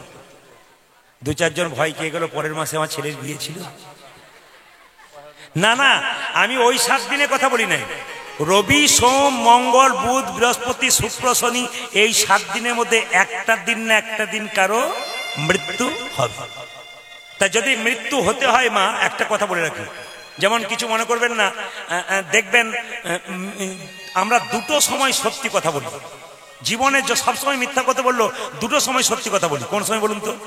যখন দেখবেন মানুষ মরে যায়, মৃত্যুর সময় যখন বলে তোমার কোথায় কোথায় টাকা রাখা আছে বলো মাসি, বাবা অমুক জায়গায় তমুক জায়গায়, জীবন ছপরের তলে, মাটির তলে 15 টাকা 25 টাকা 50 টাকা ভাড়ে রাখা আছে, বলবেই। কেন? সত্যি কথা বলবে, কারণ জানে এবার যে নেবে নেবে, যা করেছি করেছি, মিথ্যে কথা বলেছি। যখন জিজ্ঞেস করছেন কিছু নাই বলেছে, তখন সত্যি কথা বলে। আর সত্যি কথা কখন বলে বলুন তো? যখন দেখবেন মদ খেয়ে নেই, তখন সত্যি ও দেখবেন তখন সত্যি কথা দেখবেন। একদিন মদ খাইয়ে দেবেন, ও যা আছে ভেতরে সব বের করে দেবে। যেমন কিছু মনে করবেন না, পরশু তারিখে যেখানে গাইছিলাম, সেখানে একজন মাতাল, এত তো লোকের মাঝে আপনার যেমন ভক্ত আছে, এর চাইতে ডবল ভক্ত, মাঝখানে একজন দাঁড়িয়ে আছে মাতাল। বলে কি, আমার একটি প্রশ্নের উত্তর দিন, তারপর বিকীর্তন করবেন। এখন কমিটি ছেলেরা কি বললো, এই গায়ে ঘায়ে ধরে বের করবে ওকে। বললাম দাদা বের করুন, কি বলছে দেখি দাও। তখন বলছে আমার একটি প্রশ্নের উত্তর দিন, আমি চুপচাপ কীর্তন শুনবো, তারপর যা হবে হবে। বলে কি, যে হরিনাম করে সেও মরে, আর যে বেটা করে না সেও মরে। তা করলো যদি মরে, না করলো যদি না করাটাই ভালো। দামি কথা বলে নাই, একবার লাইনের কথা বলেছি। কিন্তু ওই যে হরিনাম করে সেও মরে, যে করে না সেও মরে, তা করলো যদি মরে, না করলো যদি না করাটাই ভালো। আমি তাকে উত্তর দিলাম, সুন্দর উত্তর শুনে নিন। মায়েরা বলবেন আপনারা, বিড়ালের যখন বাচ্চা হয়, বিড়াল তার বাচ্চাকে কোলে করে নিয়ে অন্য জায়গায় যায়। হ্যাঁ যাক, একজন মুখে করে, বাকি সব হ্যাঁ ভক্তি করে কোলে করে নিয়ে যায়, মুখে করে। আবার ইঁদুরকে যখন নিয়ে যায়, তখন কি করে নিয়ে যায় বলুন? হ্যাঁ, মুখে করে নিয়ে যায়, তখনও কামড়ে নিয়ে যায়। বাচ্চাকে নিয়ে যায়, তখন মুখে ধরে নিয়ে যায় দাঁতে চেপে। আর ইঁদুরকে নিয়ে যায় তার দাঁত চেপে। বলুন তো, দুটো নিয়ে যাওয়া কি এক? তাহলে ভগবানের ভক্ত যারা, ভগবান তাদেরকে বিড়াল বাচ্চার মতো সেভ জায়গায় স্বর্গে পৌঁছে দেয়। আর যারা হরিনাম করে না, কৃষ্ণ নাম করে না, নিন্দুক করে বেড়ায়, নিন্দা করে বেড়ায়, সমালোচনা করে বেড়ায়, ও লোকের অন্যায় করে বেড়ায়, এদেরকে ইঁদুরের মতো কষ্ট দিতে দেনি। তাই গৌর হরি বল বলে। রবিবার মায়েরা 7টা বারের তত্ত্ব আছে। রবিবার, রবি যদি এই পৃথিবীতে রবি, যদি রবি তবে সোম, সোম যে চল, বুঝে বুঝে চল। সোমের পরে মঙ্গল, যে বুঝে বুঝে চলবে তার মঙ্গল হবে। আর মঙ্গল যার হবে তার বুধ, মানে বুদ্ধি হবে। আর যার বুদ্ধি আছে তার যার বুদ্ধি আছে তার লক্ষ্মী আছে বৃহস্পতি। আর যার লক্ষ্মী আছে তার সুখ আছে। যার সুখ আছে তার পেছনে কিন্তু কি আছে? শনি আছে। ভালো শিক্ষা দিয়ে যাব। আপনাদের বাড়িতে ছোট ছোট বাচ্চা আছে, বিপদ থেকে রক্ষা পাবেন, একটা ভালো শিক্ষা দিয়ে যাব। জেনে নিন, মা যশোদা যেটা করতে আপনারা করবেন কাল থেকে। যাদের বাড়িতে ছোট বাচ্চা আছে, আপনার বাচ্চাকে এই পাড়া থেকে ওই পাড়া নিয়ে যাচ্ছেন, কেউ নজর দিয়ে দেবে, আপনার মনে ভয় থাকে। কেউ নজর দোষ করে দিতে পারে, আপনার ছেলে ক্ষতি হতে পারে, আপনি ভাবতে পারেন। আপনার ছেলে কোনো বিপদ হবে না। একটা কাজ বলে দেবো, বলবো না, বাদ দিয়ে দেবো। আরেকবার বায়না করবেন, তারপরে বলবো, আজ আর বলবো না, না আজকেই বলে দিবেন। বাচ্চা ছেলেকে একটা কাজ করবেন, যশোমতি করতো। আপনারা কি করেন? বাচ্চার কপালে কাজলের ফোঁটা কিংবা গোবরের ফোঁটা দিয়ে দিন। কেন? যাতে বাচ্চাকে নজর দিতে না পারে। যশোমতির কৃষ্ণকে যশোমতি কি করতো মা? একটা জিনিস দিত কপালে, কি? হরিচন্দনের মৃত্তিকা। মায়েরা, হরিচন্দনের মৃত্তিকা মানে কি? তুলসী তলার কাঁচামাটি আর মায়ের স্তনদুগ্ধ একসঙ্গে মিশিয়ে ছেলের কপালে দিলে ওটার নাম হরিচন্দনের মৃত্তিকা। ওটা দিলে ছেলের কোনো বিপদ হবে না। বারবার শুনে একবার বলে দিই, তুলসী তলার কাঁচামাটি আর মায়ের স্তনদুগ্ধ একসঙ্গে মিশিয়ে ছেলের কপালে দিলে ছেলের কোনো বিপদ হয় না। আর একটা কথা বলি, আপনারা যদি ছেলেকে পারেন তাহলে একটা কাজ করবেন মায়েরা, সন্তানদের জন্য কিছু নীতি উপদেশ দেওয়া রইল। ছোট বাচ্চাদের জন্য মায়েরা যারা আছেন, নাতি থাক নাতনি থাক, আপনার ছেলে থাক মেয়ে থাক, মনে রাখবেন সকালবেলায় ঘুম থেকে উঠে বাচ্চাকে আচার শেখান। ঘুম থেকে উঠে বলুন, আগে মন্দিরে প্রণাম কর, দাদু ঠাকুমাকে প্রণাম কর, আমাকে আর তোর বাবাকে প্রণাম কর। ছোট থেকে প্রণাম করাবেন, বাচ্চা বড়তে বয়স হয়ে যাবে। বাঘিনী তার বাচ্চাদের সাঁতার শেখায়, আগে বাঘিনী জলে নেমে যায়, তারপর বাচ্চা নামে। ধর্মের পথে মা প্রথমে নামবে, তবে বাচ্চা নামবে। আপনি তুলসী গাছে প্রতিদিন জল দিন, এইদিকে এইদিকে এইদিকে, আপনি তুলসী গাছে প্রতিদিন জল দিন। একদিন অসুস্থ হয়ে বিছানায় শুয়ে থাকুন, আপনার বাচ্চাটা জল দিয়ে দেবে। জিজ্ঞেস করবেন, তুই দিচ্ছিস কেন? মা তুমি প্রতিদিন দাও, আমি দেখতে পাই, আজকে দেখলাম তুমি অসুস্থ, আমি দিয়ে দিলাম। তারপরে আপনি আচার শিখিয়ে দিচ্ছেন। বাবার কাছ থেকে বিচার শেখে, মায়ের কাছ থেকে বাচ্চা আচার শেখে। আর কি শেখাবেন মা? বাচ্চা ছেলেদের মোবাইল দেবেন না। বারবার বলবো, বাচ্চাদের হাতে মোবাইল দেবেন না। যদি দিয়েছেন, প্রদীপ পালের কথা জেনে রাখুন, আপনি আপনার বাচ্চাকে ধ্বংস করছেন। যেমন আমি একটা প্রমাণ দিয়ে দিই, আমার পাশের বাড়িতে একটা মেয়ে তার ছেলেকে প্রত্যেকদিন খাবার খাওয়ায়। আমি বারণ করেছি, কিন্তু বলছে আর উপায় নেই। কেন? ও তৈরি করে ফেলেছে। কি করে ফেলেছে? ও যখন খাবার খাওয়াবে, ভাত টাত পোস্ত টোস্ত দিয়ে বেশ সুন্দর করে তৈরি করে ছেলেকে আবার খাওয়াবে, তখন বলে, দিদি আমার বাচ্চাটাকে নিয়ে এসো তো। কোলে দেয়, নে খোকা খেয়ে নে। তার মানে কি বলুন তো? মোবাইলটা নিয়ে এসো তো দিদি। বলে কি করে? আগে কার্টুন দেখবি তবে আমার খোকা খাবে। ওই যে কার্টুন দেখে খাওয়া অভ্যাস করে দিয়েছেন, বড়তে তো বাচ্চা আপনার কার্টুন তৈরি হয়ে যাবে। একবারে পাক্কা কথা। এই দিকে তাকাবেন, রামকৃষ্ণ দেব বলেছেন, বাচ্চার মনটা হচ্ছে কচি বাঁশের মতো, যেদিকে বাঁকাবেন সেদিকে বাঁকবে, বাঁশ মোটা হলে আর বাঁকবে না। শিক্ষা যদি দেবেন ছোটতে দিন, বড় হলে আর কোনো মতেই শুনবে না। চাণক্যদেব বলেছেন, ছেলে মেয়েকে মানুষ করতে গেলে মায়েরা মনে রাখবেন যে 5 থেকে 15 পর্যন্ত ছেলে মেয়েকে শাসন, 5 বছর পর্যন্ত ছেলে মেয়েকে শাসন করবেন না, আদর করবেন, ভালোবাসবেন, কিছু ভেঙে দেবে কিচ্ছু বলবেন না। কেন? ওদের কোনো জ্ঞান নেই। 5 বছর পর্যন্ত চুপ, একবার কিচ্ছু বলবেন না। কিন্তু 5 থেকে 15 পর্যন্ত চাণক্যদেব বলেছে, ছেলে মেয়েকে শাসনের চোখে রাখুন, নইলে ছেলে মেয়ে বিগড়ে যাবে। ছেলে মেয়ে যখন 15 পেরিয়ে যাবে, তখন বলেছে পুত্র মিত্র বদাচরেত, মানে কি? ছেলে মেয়ের সঙ্গে বাবা মায়ের সম্পর্ক হবে বন্ধুর মতো, নইলে ছেলে মেয়ে বিগড়ে যাবে। যখনই আপনার মেয়ের বয়স 16 পেরিয়ে গেল, যখনই আপনার মেয়ের বয়স, ছেলের বয়স 16 পেরিয়ে গেল, বন্ধু হয়ে গেলেন। মা যদি ছেলে মেয়ের বন্ধু না হতে পারে, যেমন এখানে মা তার ছেলের বন্ধু হয়ে গেছে, মাসি হোক আর যা হোক ওর হয়েছে, সেরকম বন্ধু হতে হবে। যদি বন্ধু হতে হয় তাহলে কাজ আছে, মনের কথা জানতে পারবে। আর যদি দূরত্ব করেন তাহলে অসুবিধা আছে। এই জন্য বারবার আপনাদের কাছে নিবেদন রাখলাম, মা তিলক যদি কেউ নিতে পারেন তাহলে খুব ভালো হয়। আপনাদের এখানে তিলক সবাই নাই, খালি কীর্তন এসছে বলে নেয় না, তাছাড়া প্রতিদিন দুপুরবেলায় নেয়, আমি শুনলাম কেউ নেয় না। আমাদের ওখানে একটি মেয়ে তিলক নেই, প্রত্যেকদিন তুলসীর মালা নেই, তিলক নিয়ে রাস্তা দিয়ে যায়, তখন 5টা মেয়ে বলা বলি করে, বাবারে দিদি হারানি বই কি ঢং, দিদি আমার মালা পড়তে শিখেছে। না না, এটা হচ্ছে আমাদের হিন্দুদের লজ্জা। অন্যান্য ধর্মের মানুষ যদি ধর্ম করে, তাদের ধর্মের লোক তাকে সাহায্য করে, আর আমাদের কেউ ধর্ম করলে তার পেছনে 5 জন লেগে যায়। লজ্জা তো আমাদের। আজকে হাসছেন কি? মার খাবেন একদিন ধরে ধর্ম করতে গেলে, কিচ্ছু উপায় নেই। আপনার একবার তৈরি থাকুন। আপনারা নিবেদন আপনাদের কাছে রইল, যে যেখানে বসে আছেন, ধর্মের বেলাতে শক্ত থাকবেন, নইলে ঠকতে হবে আপনাকে। ধর্ম করুন আপনি, মহাপ্রভু শিখিয়ে দিয়েছেন, আপনি আচরি ধর্ম অপরে শেখায়, আগে নিজে করুন, তারপর অপরকে করান, দেখবেন আপনার লাভ আছে। তবে তিলকের কথা যখন বললাম, মায়েরা মন দিয়ে শুনবেন। যদি কেউ তিলক নিতে আমার মতো না পারেন, তাহলে একটা কাজ করবেন, স্নান করবেন, আপনার লাভ হবে। কিন্তু শাস্ত্র বলে দিয়েছে, হাতে একটু জল নেবেন, এই আঙ্গুলে করে তিলক নিয়ে নেবেন। হাতে জল নেবেন, এই আঙ্গুলে তিলক নেবেন। কেন বলুন তো? এখানে হাতে জল নিয়ে যদি আমি যেমন তিলক করেছি, জল তিলক করবেন, কেউ দেখতে পাবে না, কিন্তু জল তিলক হয়ে গেল। স্নান করার পর কেউ দেখতে পাবে না, কিন্তু আপনি জল তিলক হয়ে গেল, আপনার কিন্তু লাভ হয়ে গেল। আপনি বুঝতে পারলেন, অজান্তে লাভ হয়ে গেল, তিলক করলেন। যদি তাও না পারেন, বাচ্চাদেরকে আপনি লোককে দেখাবেন যে আমার দেখে যদি 5 জন নেয়, যদি আমার মতো তিলক না করতে পারেন, তাহলে এক কাজ করুন। বলে কি না, তুলসী গাছের নিচে যে কাঁচা মাটিটা আছে, ওই মাটিটা এই আঙ্গুলে করে হরে কৃষ্ণ মহামন্ত্র বলে নেবেন। সবাই তুলসী গাছে জল ঢালা পরে এই আঙ্গুলে করে। মায়েরা, এই আঙ্গুলটা বুড়ো আঙ্গুল, বৃদ্ধাঙ্গুষ্ঠী। এটা কি? তর্জনী। এটা কি? মধ্যমা। এটা কি? অনামিকা। এটা কি? কনিষ্ঠা। এই আঙ্গুলে করবেন কেন? এটার নাম অনামিকা। অনামিকা মানে কি কোনো নাম নেই? এটা ভগবান বিষ্ণুর আঙ্গুল। শুভ কাজ করতে গেলে এই আঙ্গুলটার দরকার। ভগবানকে তুলসী পত্র দেবেন, এই আঙ্গুলে টাচ থাকতে হবে, এই আঙ্গুলে টাচ থাকতে হবে। ভগবানকে তুলসী পত্র দিতে গেলে ভগবানকে বাতাসা দেবেন, এই আঙ্গুল টাচ থাকবে। ভগবানকে যাই দেবেন, এই আঙ্গুলটা টাচ থাকতে হবে। এই আঙ্গুলটা ভগবানের আঙ্গুল, খুব মাথায় রাখতে হবে কিন্তু আপনাদেরকে। কালিয়নাগকে দমন করতে গেলে মাকে প্রণাম করছে। আপনাদের কাছে নিবেদন রইল, ঘর থেকে বেরোনোর সময় শুভ কাজে যাচ্ছেন, যে কাজে যাচ্ছেন, বাচ্চা থেকে বয়স্ক, মাকে প্রণাম করে যাবেন। বয়স্করা বলবেন আমার মা কোথায় পাবো? মায়ের ছবি দেওয়ালে টাঙানো আছে, প্রণাম করুন। মহাপ্রভু যখন ঘর থেকে বেরোতেন, মহাপ্রভু মাকে প্রণাম করতেন, ঘর থেকে ফিরে এসে আবার মাকে প্রণাম করতেন।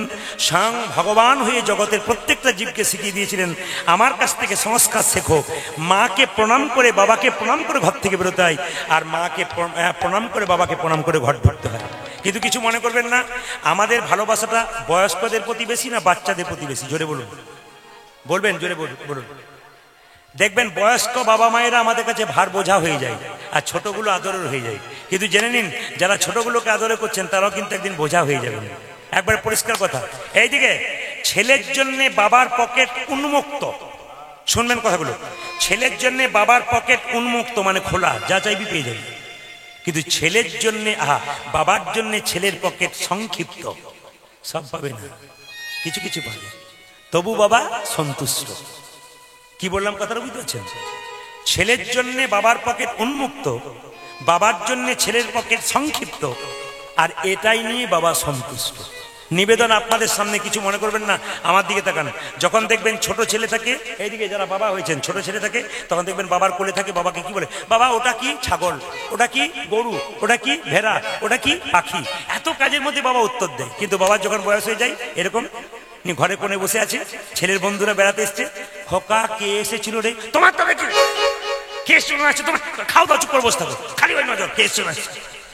তুই যখন ছোট ছিলি তখন তো একবারও বলি নাই আমাকে যে কেস চেনে আসছে, হাজার প্রশ্ন উত্তর দিয়েছিল। এগুলো ভাবতে হবে, আপনার ওই দিনটা আসছে, আপনি ভাবছেন কি? আপনি যাকে দেখাচ্ছেন আপনি ওইটাই পাবেন আপনার ছেলের কাছ থেকে। ও মা ঘুঁটে পড়ে গোবর হাসে, তোমারও একদিন এইরকমই আছে। সুতরাং তৈরি থাকুন, যেমন করবেন সেরকম পাবেন। মায়েরা মাকে বাবাকে প্রণাম করতে গেলে প্রণামের নিয়ম বলি। এই মন্দিরটা কি মন্দির জোরে বলুন? দুর্গা মন্দির। তাকান আমার দিকে। দুর্গাকে যখন প্রণাম করবেন তখন আপনাকে মাথায় রাখতে হবে উনাকে ডান দিকে রেখে প্রণাম করবেন। এখানে সবচাইতে ভালো লাগলো কি না, আমি যখন বাসায় ছিলাম সবাই প্রণাম করতে আসছে, অনেকের প্রণাম দেখে আমি খুশি হলাম। এই জন্য খুশি হলাম, প্রণামটা জানতে পেরেছে, শুনতে পেরেছে, বিচার করতে পেরেছে। যখন আপনি দেবদেবীকে প্রণাম করবেন, মা কালী, মা মনসা, মা দুর্গা, সবসময় তাদেরকে ডান দিকে রেখে প্রণাম করবেন। যখন ভগবান কৃষ্ণ, নারায়ণ, বিষ্ণুকে প্রণাম করবেন, বাঁ দিকে রেখে প্রণাম করবেন, নইলে প্রণাম আপনার হলো না, বেকার হয়ে গেল। মেয়ে পরীক্ষা দিতে যাচ্ছে, দিব্যি সোজা করে প্রণাম করছে, ওর হলো না। ও যেটার জন্য গেল পরীক্ষায় ফেল করবে তা নয়, যে আশীর্বাদটার জন্য গেল ওটা পেল না কিন্তু এই সময়। কেন বলুন তো? ওর প্রণাম উল্টো হয়ে গেছে। ওই জন্য খুব শাস্ত্রের নিয়মে করতে হবে। কেন? ভগবানকে প্রণাম করতে গেলে তাকে বাঁ দিকে রেখে প্রণাম করতে হবে, আর দেবদেবীকে প্রণাম করতে গেলে সম্মুখে রেখে, আর সাধুগুরু বৈষ্ণব বাবা মাকে প্রণাম করতে গেলে সামনে, বাবা মাকে সামনে, দেবদেবীকে ডান দিকে, ভগবানকে বাঁ দিকে। এই দিয়ে দেখাবেন বাবা মাকে যারা প্রণাম করেন, সাধুগুরু বৈষ্ণবকে প্রণাম করেন, আপনার ডান হাতটা ওনার ডান পায়ে পড়বে, আপনার বাঁ হাতটা ওনার বাঁ পায়ে পড়বে। এইদিকে আপনার ডান হাত ওনার ডান পায়ে, আপনার বাঁ হাত ওনার বাঁ পায়ে। কিন্তু দেখবেন আমি দাঁড়িয়ে আছি, আমাকে প্রণাম করুন, দেখবেন সোজা প্রণাম করতে গেলে আপনার ডান হাতটা আমার বাঁ পায়ে পড়ছে, আপনার বাঁ হাতটা আমার ডান পায়ে পড়ছে। তাহলে প্রণামের নিয়ম কি? তাকান, হ্যাঁ, যারা জেনেছে তারা জেনেছে। বাঁ হাতটা নিচে, ডান হাতটা উপরে, দেখে নেবেন আপনার বাঁ হাতটা ওনার বাঁ পায়ে, ডান হাতটা ডান পায়ে। এই একটা প্রণাম। আর একটা প্রণাম আছে কি বলুন তো? যত মোবাইল চালাচ্ছে স্ক্রিন টাচ প্রণাম, নাকে দিবে স্ক্রিন টাচ প্রণাম। এখনকার ছেলে মেয়েদের কি প্রণামের জোর, স্ক্রিন টাচ প্রণাম। যত দিন যাচ্ছে অধঃপতন আমাদের হয়ে যাচ্ছে। শ্যাম সুন্দর কি, মদন মোহন কি, হরিবাসর কি। আপনার জয় বলছেন না ভয় বলছেন বুঝতে পারছেন, জোরে বলুন। রাধা রানী কি, বাহ।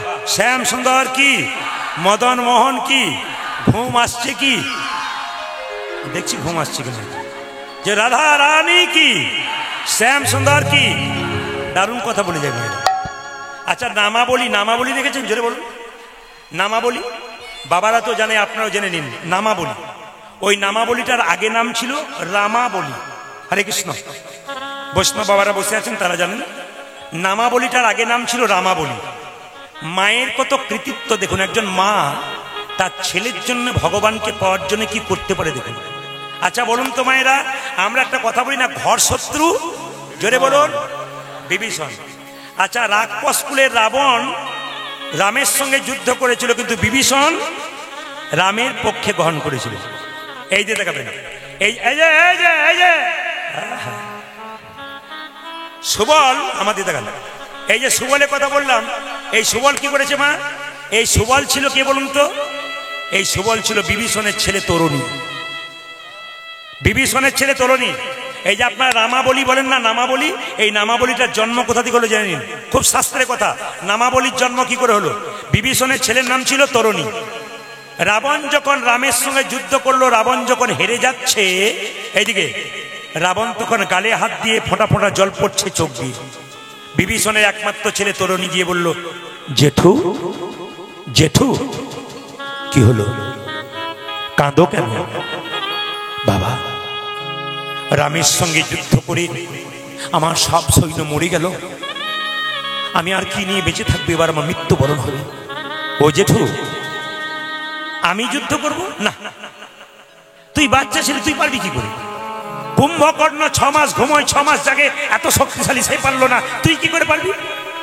জেঠু, বড়দের আশীর্বাদ যদি ছোটদের উপরে থাকে, বড়রা আশীর্বাদ দিয়ে ছোটদের জিতিয়ে দেয়। তুমি আমার মাথায় হাত দিয়ে আশীর্বাদ দিয়ে দাও, রামের সঙ্গে আমি যুদ্ধ করব, আমি জিতে যাব। এখানে যারা কীর্তন শুনতে এসছেন ভাইরা, আপনাদের ভাইয়ের ছেলে কিন্তু আপনাকে খুব ভালোবাসবে। জেঠুরা দেখবেন ভাইপোদের খুব প্রিয়, দেখে নেবেন বেশিরভাগ ক্ষেত্রে। ভাইপো দেখবেন জেঠু জেঠু করে পাগল হয়ে যায়। একটা মানে এখন নয়, প্রত্যেকটা বংশে দেখবেন বেশিরভাগ ক্ষেত্রে ভাইপোরা জেঠু জেঠু করে পাগল, আর জেঠু দেখবেন ভাইপোর নামে পাগল খুব। এটা নিয়ে রাবণ বলছে, বাবা তুই পারবি কি করে, তুই যে বাচ্চা ছেলে? বললাম তো জেঠু, তোমার আশীর্বাদ যদি মাথায় থাকে তবে আমি যুদ্ধ করতে পারবো। যা, আমি তোর মাথায় হাত দিয়ে আশীর্বাদ করে দিলাম, তুই যুদ্ধ কর। মায়েরা যখন আশীর্বাদ করেছে, মায়ের কাছে ছুটে এসছে। এই তরুণীর মায়ের নাম মানে বিভীষণের স্ত্রীর নাম ছিল সরমা। এই সরমা সেদিন একটা হলুদ কাপড় পরেছিল, ভালো করে শুনবেন। বিভীষণের মা হলুদ কাপড় পরেছিল। বিভীষণের চরণে প্রণাম করে, সরমার চরণে প্রণাম করে বলছে, মা আমি যুদ্ধ করব। যুদ্ধ কার সঙ্গে করবি? রামের সঙ্গে। তুই ভগবানের সঙ্গে যুদ্ধ করবি? আমার কি আনন্দ খোকা। তুই বলুন তো মায়েরা, এখানে এতগুলো মা আছেন, আপনার ছেলেকে যুদ্ধে পাঠাবেন? জোরে বলুন হ্যাঁ না না। যুদ্ধ শুনলে মাথা খারাপ হয়ে যাবে। যার ছেলে আর্মিতে কাজ করে, দেশে দেশে যুদ্ধ লেগে যায়, তখন তার মা বাবা ঘরে কান্নাকাটি শুরু করে দেয়। কেন? হয়তো বা আমার ছেলে হয়ে যেতে পারে, মনে বারবার কুগাই। কিন্তু মা হয়ে সরমা বলছে, তুই যুদ্ধ করবি রামের সঙ্গে? বাহ বাহ, তুই যুদ্ধ করবি? হ্যাঁ মা, যুদ্ধ করব। আমার গোটা শরীরে রাম নাম লিখে দাও, লিখে দাও। আমার গোটা শরীরে রাম রাম রাম রাম নাম লিখে দাও। রাম রাম রাম নাম লিখে দাও। জেঠু, মা জেঠু আমায় আশীর্বাদ করেছে আমি যুদ্ধ করব। রাম নাম লিখবি কেন বাবা? ভেতরে ভেতরে বলছে, রাক্ষস কুলে জন্ম নিয়ে আমি রাক্ষস কুলে জন্ম নিলাম, কেউ ভগবান ভজনা করলো না। আমি যদি রামের চরণে গিয়ে মৃত্যুবরণ করি, আমার যে গোবিন্দ চরণ প্রাপ্ত হবে। সরমা বলল, খোকারে তোকে আশীর্বাদ করলাম, তুই যুদ্ধে যা। যুদ্ধে যা। মা হয়ে ছেলের গোটা শরীরে রাম রাম রাম নাম লিখে দিল। নাম লিখে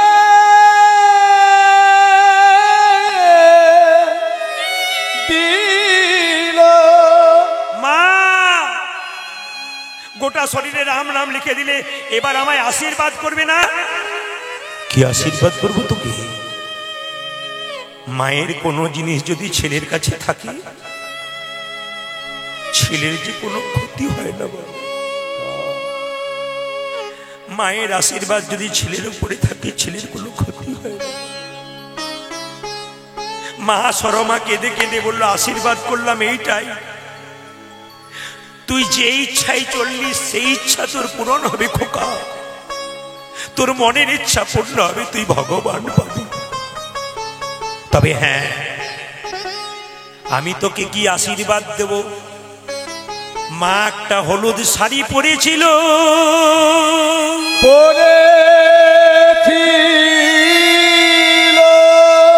এই যে দেখান, সেই হলুদ শাড়িটা কেটে টুকরো করে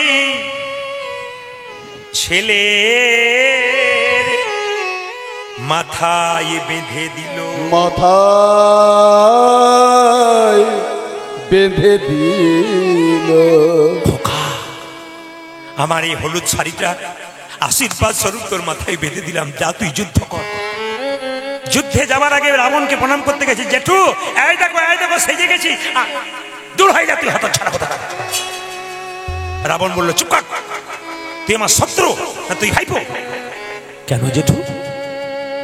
যার নাম আনতে আমার মুখে উচ্চারণ হয় না তার নাম তুই গায়ে লিখেছিস, এখানে রাম নাম লিখেছিস, দূর হয়ে যা তুই। তরুণী বলে উঠল, জেঠু গো, আমি তো বোকা নই, আমার গায়ে রাম নাম লেখা আছে। রামের সঙ্গে যখন যুদ্ধ করব, আমার গায়ে রাম নামে দেখে রাম আমায় যুদ্ধ করবে না, আমি যুদ্ধে জিতে যাব। বাহ, এই না হলে আমার ভাইপো, আমি বুঝতে পারিনি বাবা, তোর বুদ্ধির তারিফ করি, দারুণ তুই করেছিস। রাম নাম দেখে সে যুদ্ধ করবে না, তুই জিতে যাবি, আমি রাবণ তোর। মনে মনে ভাবছে, জেঠু গো, ভগবানের সঙ্গে কোনোদিন কেউ জিততে যায় না, ভগবানের চরণে সবাই হারতে যায়।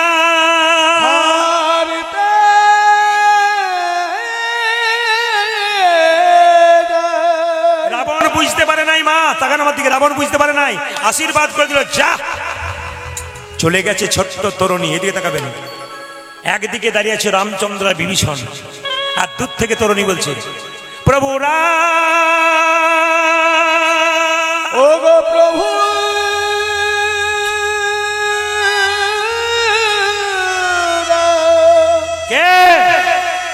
কে তুই? যুদ্ধক্ষেত্রে দাঁড়িয়ে আছিস, কে তুই? আমি তরুণী, তরুণী, তরুণী, তরুণী, তরুণী, তরুণী। কি চাস?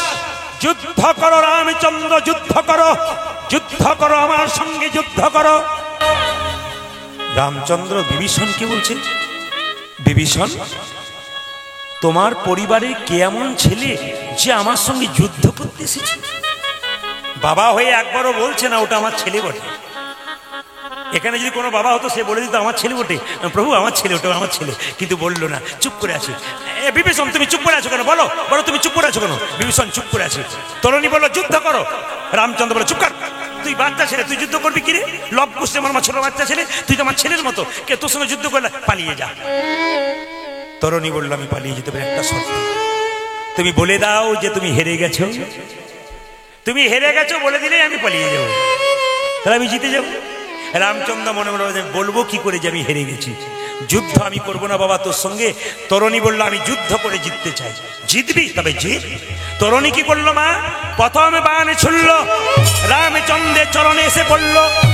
রামচন্দ্র মনে মনে ভাবলো, যে আমার চরণে তীর দেয় তার মানে সে আমার চরণে প্রণাম করছে, আমি তীর ছুড়ব। রামচন্দ্র তীর ছুড়ল, তরুণীর মাথায় পড়লো আশীর্বাদ স্বরূপ। তীর ছুটতে ছুটতে এক সময় তরুণীর মস্তক কেটে গেল, আকাশ পথে তরুণীর মাথা উঠতে লাগলো। প্রভু রাম রাম রাম রাম, প্রভু রাম রাম রাম, প্রভু রাম রাম রাম রাম রাম, রাম রাম, প্রভু রাম রাম রাম রাম, প্রভু রাম রাম রাম রাম, প্রভু আরে মায়েরা, তরুণীর কাটা মুন্ডটা রামচন্দ্রের চরণে পড়ল। বিভীষণ, বিভীষণ, কে এই ছেলে যে আমার মাথা কাটাটা, তার কাটা মাথা আমার চরণে পড়লো বলো? তখন বিভীষণের চোখ থেকে গড় গড় করে জল পড়ছে। বাবা তো ছেলে মরে গেল, বাবার চোখ থেকে জল পড়ছে। বিভীষণ তুমি কাঁদছো কেন? প্রভু, ও আমার একমাত্র বংশের প্রদীপ, আমার একমাত্র ছেলে তরুণী। চুপ করো, চুপ করো তুমি বিভীষণ, চুপ করো। বাবা হয়ে এত পাষাণ হলে কি করে তুমি? আমি যখন তার সঙ্গে যুদ্ধ করলাম তুমি একবারও কেন বললে না ও তোমার ছেলে? কেন তুমি আমার সামনে ওর মৃত্যুটা দেখে নিলে? চোখের সামনে তোমার দুঃখ হলো না? প্রভু, ও যখন তোমার সঙ্গে যুদ্ধ করছিল আমি ভাবছিলাম রাক্ষস কুল থেকে মুক্তি পেয়ে তো আমি তোমার চরণে এসেছি, তা ও যদি রাক্ষস কুল থেকে মুক্তি পেয়ে তোমার চরণে আসে ওর জীবন ধন্য হয়ে যাবে, ও মানব কুলে সঠিক জন্ম হবে। বাহ! তরুণীর মাথা মস্তকটাকে হাতে নিয়ে বলল, ওরে তরুণী। রামচন্দ্র বলল, ওরে তরুণী রে, ওরে তরুণী রে, আগামী দাপরে তুই হবি সুবল সখা। সুবল সখা, তুই যেহেতু আমার মুখের সামনে রয়ে গেলি, আগামী দাপরে তোকে সামনে রেখে আমি সুবল সখা রাধানীর সঙ্গে লীলা করব। এই দিকে তাকান। আর তোর মাথাতে যে হলুদ কাপড়টা রইল, তাকান তাকান তাকান তাকান, তোর মাথাতে যে হলুদ কাপড়টা রইল, তোর মাথার কাটা মুন্ডর কাটা রক্ত নিয়ে এই হলুদ কাপড়ের উপরে রাম নাম লিখে দিলাম। আজ থেকে তৈরি হবে রামাবলী। জেনে গেলেন আপনারা মায়েরা? সুবলের তরুণীর কাটা মুন্ড থেকে রক্ত দিয়ে রামচন্দ্র নিজে হাতে রাম নাম লিখে দিল। ওই রামাবলীটা পরের জন্মে আবার নামাবলী হয়ে গেল। জীবনে যদি কোনোদিন বিপদ আসে, লোকে খারাপ ব্যবহার করে, লোকে খারাপ কথা বলে, আপনি বিপদে পড়েন, কোনোদিন আত্মহত্যা করবেন না। এখানে যারা কম বয়সে ছেলে মেয়েরা আছে, ভালোবাসার খাতিরে একজনকে ভালোবাসতে গিয়ে একজন দেখবেন আত্মহত্যা করে দেয়। আমি তাদের কাছে নিবেদন রাখবো, তুমি চলে যাবে, ও আবার দিব্যি সংসার করবে। তুমি মা বাবা চলে যাবে, ও দিব্যি খুশিতে থাকবে। এই জন্য কারো জন্যে কেউ আত্মহত্যা করবেন না। এই যে তাকাবেন মায়েরা, কারো জন্যে কেউ আত্মহত্যা করবেন না। আত্মহত্যা যদি করতে হয়, একটা কথা বলে রাখি, আত্মহত্যার মনোবৃত্তি যদি জাগে তখন ভগবানকে ডাকবেন। মায়েরা, আত্মহত্যার মনোবৃত্তি জাগলে ভগবানকে ডাকবেন। একটা কথা বলি, মনের মধ্যে দুঃখ যন্ত্রণা কিছু থাকলে কোথাও বলবেন না, দু জায়গায় বলবেন। একটি গুরুচরণে, একটি গোবিন্দের চরণে। আপনার গুরুর কাছে আপনি মনের কথা খুলে বলুন, সে আপনার দুঃখ দূর করবে। যদি গুরু কাছে না থাকে তাহলে গোবিন্দের মন্দিরে গিয়ে দু ফোঁটা চোখের জল ফেলে ভগবানকে বলুন, ভগবান আপনার মনের কথা শুনবে। পাড়া প্রতিবেশীকে বলবেন না, ও কিন্তু আরো জ্বালিয়ে দেবে একে একে বলে। ওই জন্য মনের দুঃখ যন্ত্রণা দাদা ভাইরা মায়েরা কাউকে বলবেন না, দু জায়গায় বলবেন। খুব মাথায় রাখবেন কথাগুলো। যদি বুঝতে পারেন, যদি নিতে পারেন, আপনার জীবন সুন্দর হবে। আপনি ভাবছেন সংসার আমাকে কেউ দেখতে পারে না, গালাগাল করে, না খারাপ কথা বলে, আপনি সংসার থাকবেন না, চলে যাবেন, কিন্তু আত্মহত্যা করবেন না। আপনি কি ভাবছেন যে আমি সংসার ছেড়ে চলে যাবো, আত্মহত্যা করে দেবো, এরা আমার জন্য কাঁদবে? কাঁদবে না। আপনি চলে যাবেন, আপনিই চলে যাবেন। সংসার যেমন কাজ তেমন চলবে, শুধু তুমি চলে যাবে। এই জন্য বলে রাখি মায়েরা, অনেকে ভাবে কি আত্মহত্যা করে দিয়ে আমি মুক্তি পেয়ে যাব। না, আপনি মুক্তি পাবেন না। কেন মুক্তি পাবেন না? আত্মহত্যা করলে আত্মা মুক্তি পায় না। আত্মা চারিদিকে ঘুরে বেড়ায়, কিন্তু কোনো দেহ ধারণ করতে পারে না। ওটা আবার আরো জ্বালার ব্যাপার। বেঁচে থেকে যত জ্বালা, আত্মহত্যা করলে তার চাইতে আরো কষ্ট। তাই আত্মহত্যা করবেন না। কেন করবেন না তারও প্রমাণ দিয়ে দিই আপনাদেরকে। আপনি একটা বাড়ি ভাড়া নিয়েছেন, সেই বাড়িটা যদি আপনি ভাঙচুর করেন, ভেঙে দেন, জানলা ভেঙে দিন, তাহলে কে আপনাকে বকাবকি করবে বলুন? বাড়ির যে মালিক, সে কিন্তু ছাড়বে না। কারণ বাড়িটা তো আপনার নয়, আপনি তো ভাড়া বাড়িতে আছেন, আপনার ভাঙবার অধিকার নাই। তাহলে এই যে বাড়িটা আপনারা পেয়েছেন, এইদিকে তাকাবেন, এইদিকে তাকাবেন, এইদিকে তাকাবেন, এই যে বাড়িটা আপনারা পেয়েছেন, এই বাড়িটা কিন্তু আপনার নয়, এটা ভাড়া বাড়ি। এটাকে নষ্ট করার দায়িত্ব আপনার নয়, ভগবান আপনাকে দিয়েছে। তিনি যে যা ভালো বুঝবেন তাই করবেন, আপনি করবেন না, আপনাকে কিন্তু শাস্তি পেতে হবে। ওই জন্য বলে রাখি, কেউ যদি আত্মহত্যা করে, শাস্ত্র বলেছে তার সাধ্য কাজ করা উচিত নয়। কেউ যদি আত্মহত্যা করে না, তাহলে তার সাধ্য কাজ করা একবারে নিয়মে নাই। আমরা করি মাত্র, কিন্তু নাই, একবারে নাই। কেন? আত্মহত্যা করলে তার আত্মা শান্তি পায় না, সে বেঈমানি করেছে। একটি ছেলেকে আপনি 25 বছর মানুষ করলেন, বিষ খেয়ে মরে গেল, তার মানে বাবা মায়ের সঙ্গে বেঈমানি করলো, তার জন্য চোখের জল ফেলে কোনো লাভ হবে না। কেন? সে আপনার সঙ্গে বেঈমানি করেছে, তার সাধ্য কাজ পর্যন্ত নয়, শাস্ত্র বলছে। এই জন্য বারবার নিবেদন রইল, আত্মহত্যা করলে আত্মা শান্তি পায় না। আমি শুধু একটা কথা বলি, সংসার মানে যাতনা, সংসার মানে জ্বালা। এখানে বাধা আছে, বিপত্তি আছে। আপনার সবকিছু ঠেলে দিয়ে গোবিন্দ চরণে নিতাই গৌর হরি বল বলে মতি দিতে। এই জন্য মায়েরা একটু বলুন তো, একটু বলুন তো, সংসারে ভগবানকে পাওয়া যায় না সংসারে বাইরে পাওয়া যায়? জোরে বলুন। হ্যাঁ, বাহ, একজন মা তো খুব সুন্দর উত্তর দিচ্ছে। অনেকেই মাথা নাড়াচ্ছেন, আমি বুঝতে পারছি। সংসারে পাওয়া যায়, একটু মন দিয়ে শুনবেন তো। ঘর বাড়ি ত্যাগ করে বলে কৃষ্ণ হরে হরে, তুং দিয়ে যাই বৃন্দাবন। বাড়ি ছেড়ে তো চলে গেছে, ঘর যে তার মনে আছে, এই ত্যাগে পাওয়া যায় না শ্রীনন্দের নন্দন। আপনি বৃন্দাবন যাবেন বলে রাস্তাতে চলে যাচ্ছেন, হঠাৎ আপনার মনে পড়ে গেল মেয়েটার বিয়ে হলো না, ছেলেটার চাকরি হলো না, এরকম পিছু টান যারা আছে, সে বৃন্দাবনে গিয়ে কোনো লাভ হবে না। এই যে দেখাবেন পাকাল মাছ পাকে থাকে, তুলে দেখো পাকাল মাছকে, বড় হয়েছে যে পাক খেয়ে। পাকাল মাছের গায়ে কোনো পাকের দাগ লাগে না। একটা 5 কেজি 10 কেজি পাকাল মাছ পাকে থাকে, পাক খেয়ে বড় হলো, গায়ে কোনো পাকের দাগ লাগে না। যারা কৃষ্ণ ভক্ত হয় তাদের শরীরে কোনো দুঃখের ছাপ থাকে না, তারা সদা আনন্দময় হয়ে থাকে। পদ্মপাতা জলে ভাসে, যখনই বর্ষা আসে বর্ষার জল লাগে পদ্মপাতার গায়ে, তুলে দেখো পাতাখানা, পদ্মের গায়ে দাগ লাগে না। এরকম যদি ত্যাগী হওয়া যায় ভগবান শ্রীকৃষ্ণের চরণ পাওয়া যায়। পদ্মপাতার উপরে বর্ষার জল ফটাফট পড়ে, বলুন তো পদ্মপাতার গায়ে দাগ হয়? জোরে বলবেন হ্যাঁ না না। পদ্মপাতার গায়ে দাগ হয়? হয় না। তাহলে যারা ভক্ত পদ্মপাতা যতই দুঃখের ছাপ পড়ুক সদা আনন্দময় হয়ে থাকে। এই জন্য মায়ের এক কাজ করবেন, সংসারে থাকবেন ভগবানকে ডাকবেন। কে বলেছে? রামকৃষ্ণদেব বলেছে। সংসারে ভগবানকে পাওয়া যায় না, সংসারে বাইরে পাওয়া যায়। প্রমাণ দেখুন, নারদমুনি কৃষ্ণকে বলছে তোমার সব চাইতে বড় ভক্তকে? কৃষ্ণ বলছে সংসারে যারা আমাকে ডাকে তারা বড় ভক্ত। নারায়ণ বলছে আমি দিন নাই রাত নাই, এই নারদ বলছে দিন নাই রাত নাই আমি নারায়ণ নারায়ণ করে মরছি, আমি বড় ভক্ত হলাম না। ওরা কি করে হলো? বলছে না, যারা সংসারে থেকে ডাকে তারা বড় ভক্ত হয়। নারদ বলছে প্রমাণ দেবে? বলছে হ্যাঁ প্রমাণ দেবো। ভগবান বলছে নারদ সংসারী ভক্ত বড় ভক্ত, তুমি ছোট, সংসারী ভক্ত বড়। নারদের মনে আগুন জ্বলে যাচ্ছে, বলছে প্রমাণ দাও। ভগবান বলছে নারদ তোমাকে 1 বাটি সর্ষের তেল দিলাম, কানায় কানায় পরিপূর্ণ, 50 হাত যাবে 50 হাত আসবে, 1 ফোঁটা তেল যেন না পড়ে। নারদ বলছে কোনো ব্যাপার নাই, যাবো আর আসবে, 1 ফোঁটা তেল পড়বে না। নারদ 50 হাত গেছে, 50 হাত এসছে, প্রভু 50 হাত গেলাম 50 হাত এলাম, 1 ফোঁটা তেল পড়ে নাই। ভগবান বলছে নারদ তুমি যে 50 হাত গেলে 50 হাত এলে আমার কথা কবার বলেছিলে? বলছে 1 বাটি তেলের কথা ভাবতে ভাবতে তোমার কথা ভুলে গিয়েছিলাম। তুমি তাই কীর্তনে যে কি মজা আছে। আপনারা যেভাবে এটে সেটে বসেছেন তাতে আমার মনে হচ্ছে আজকে আমি মানে 3টে পর্যন্ত কীর্তন করবো। রাজি আছেন না? 3টে মানে আমি ভোর 3টে বলিনি, 3 ঘন্টার কথা বলেছি। আর ঘড়ির দিকে তাকান, ও প্রায় নিয়েছে আর কি। একবার মাথা পেরিয়ে গেছে না, একবারে পেরিয়ে গেছে। যে নিয়ে এসেছে সে জানে যে 3 ঘন্টা পেরিয়েছে, কিন্তু কি করবেন আপনারা উঠছেন না। যিনি আমাকে টাকা দিয়ে এনেছেন 3 ঘন্টা দেবে, এরপর যেটা লাগবে সেটা আপনারা দেবেন। যদি দেন তাহলে আমি আছি, শেষে তখন 5 টাকা করে দিয়ে দেবেন, তা বললে হবে না কিন্তু। আচ্ছা বেশ ঠিক আছে, সেটা নয়, ভালোবাসাটা দেবেন। মায়েরা আমাদের দেখবেন 3টে হাত আছে, গুনে দেখুন। ডান হাত, বাঁ হাত, একটি অজুহাত। দেখবেন আপনারা বাজারে যাচ্ছে, কোনো ভদ্রলোককে বলো দাদা কালকে কীর্তন হলো প্রদীপ বাবুর, গেলেন না? আর বলবেন না, সংসার করেছি সময় নাই। আবার 2-4 জন কি সুন্দর সুরে সুরে বলে আমার মতো হতভাগাকে কি ভগবান ডাকে গো। আর দিব্যি যখন থলেটা নিয়ে বাজার যায় তখন তো বলে না আমার মতো হতভাগাকে বাজার ডাকে গো, দিব্যি বাজার চলে যাচ্ছে। আসলে তা নয় মায়েরা, আমরা অনেকে বলি সংসার করেছি, আমরা ভগবানকে ডাকবো কি করে? যা সংসারে জ্বালা।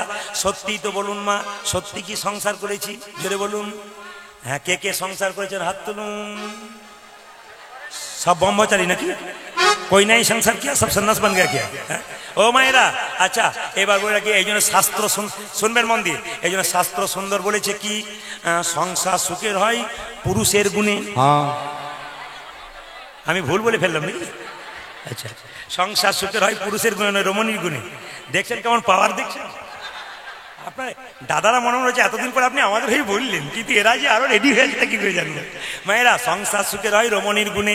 এক হাতে তালি বাজে, এক হাতে তালি বাজে না, লেখা আছে সংসার সুখের হয় রমণীর গুণে। গুণবান স্বামী যদি থাকে তার শোনে, আর পাটি যদি এরকম দরজা খুললো চম্পক, তাহলে হয়ে গেল আপনার সংসার। নিতাই গৌর হরি বল। মালা জপ করবার সময় আঙুলটা বাইরে থাকে। দেখুন আপনারা এই 4 জন থাকে না কেন বলুন তো? মারামারি করবার সময় হাতের সামনে কিছু থাকে, তখন কি বলি তোকে দেখিয়ে নেবো। এই আঙুলটা আগে যায়, এরা 4 জন বলে তুই যা ভাই আমরা যাব না। এই জগতে যারা মারামারি ঝগড়া করে তারা মালার ভেতরে থাকে না, আর যারা মারামারি ঝগড়া করে না তারা মালার ভেতরে থাকে। ওই জন্য মায়েরা মালা জপে সালার করে জপে ভাই। হাতে করো কাম আর মুখে বলো হরি, মানব জনম তোমার যাইবে গতরি। রামকৃষ্ণ ঠাকুর বললেন মায়েদের ভগবান ভজনা চিঁড়ে আউলির চিড়ে ভানার মতো। আমার দিকে তাকান, ঢেঁকি দেখেছেন? জোরে বলুন, একটু জোরে জোরে বলুন। যে ঘুমাচ্ছে সে বলুন। হ্যাঁ ও মায়েরা, ঢেঁকি দেখেছেন? জোরে বলুন। দেখেছেন? আচ্ছা বলুন তো, ঢেঁকিতে যে পা দেয় তার টেনশন বেশি, না যে গর্ততে হাত দেয় তার টেনশন বেশি? জোরে বলুন। কতজন কত রকম বলছি। যে হাত দেয় তার, আচ্ছা দাঁড়ান দাঁড়ান, যে হাত দেয় তার টেনশন বেশি। এবার বলুন তো, এবার বলুন তো, এবার বলুন তো, মা যদি হাত দেয়, মেয়ে যদি হাত দেয় আর মা যদি পা দেয়, কার টেনশন বেশি? মায়ের। তাহলে বলছে হাত দেয় তার টেনশন বেশি বলছেন যে। আচ্ছা এইবার বলুন মা না হইতে যা হয় যা, হ্যাঁ টেনশন তখন নেই। কি বলে তোর যা হবে হোক, তোর যা হবে হোক, বলে না মা না হয়ে যা। কীর্তনে যে কি মজা আছে, যত রাত বাড়বে তত মজা বাড়বে। এই জন্য তো প্রতিটি আসরে যেমন আপনার থই থই করছে না, প্রতিটি আসরে এখন থই থই করে। এই যত নেবেন তত মজা আছে, কিন্তু আমি বেশি দেবো না, অত বোকা নয়, কিছু রেখে দিয়ে যাবো আবার যদি আসতে হয়। এই সময় সকলে মিলে মাথার কাপড়টা নিন। দাদা ভাইরা রুমাল তোয়ালে আনলে মাথায় নেবেন, মাপলার আনলে মাথায় নেবেন, টুপি আনলে মাথায় নেবেন। এই সময়টা একবার দামি কথা, সবাই মন দিয়ে শুনুন। যশোমতী কাঁদতে কাঁদতে কৃষ্ণের কাছে গেল, মন দিয়ে শুনুন। আপনাদের এই বক্সিপুর গ্রামে কীর্তন করতে এলাম।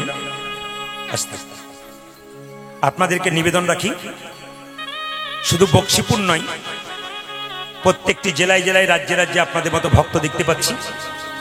শুধু মন দিয়ে শুনে নেবেন। কৃষ্ণকে পুজো করবেন কি না করবেন সেটা আপনার ব্যাপার। মা দুর্গার মন্দিরে অষ্টমীতে পুজো দেবেন কি না দেবেন সেটা আপনার ব্যাপার। কিন্তু বাড়িতে যে দুটো জীবন্ত দেবদেবী আছে, ওদের দুজনকে আগে পুজো করো, তবে সব পূজা সার্থক, নইলে গোটাটাই ব্যর্থ।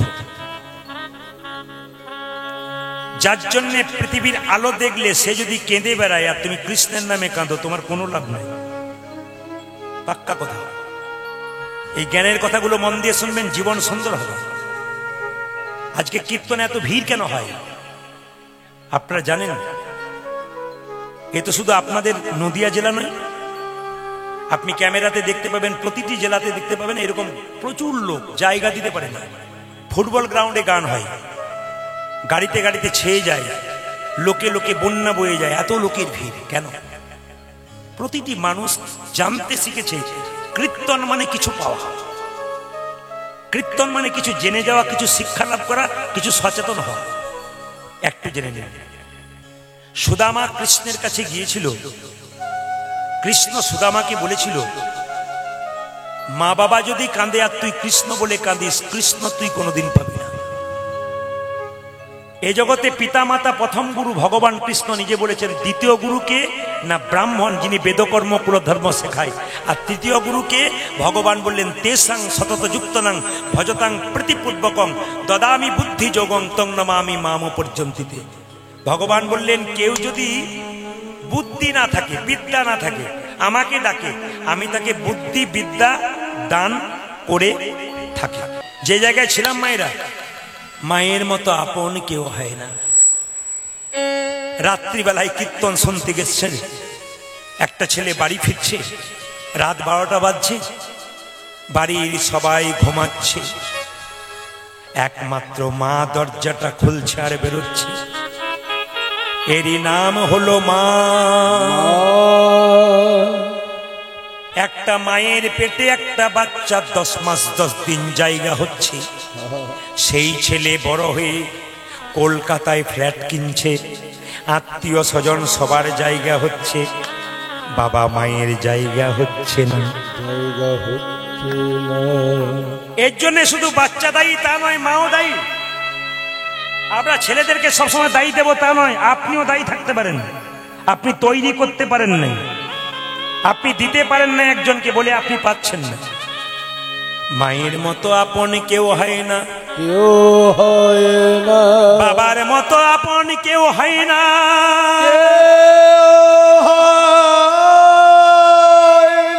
ছেলে যদি রাত্রিবেলায় বাড়ি না ফেরে, বাবার যতই বয়স হয়ে যাক না কেন, বাবা লণ্ঠন হাতে নিয়ে বা টর্চ লাইট হাতে নিয়ে অন্ধকারে খোকা খোকা বলে খুঁজে বেড়াই, ইনি হলেন বাবা।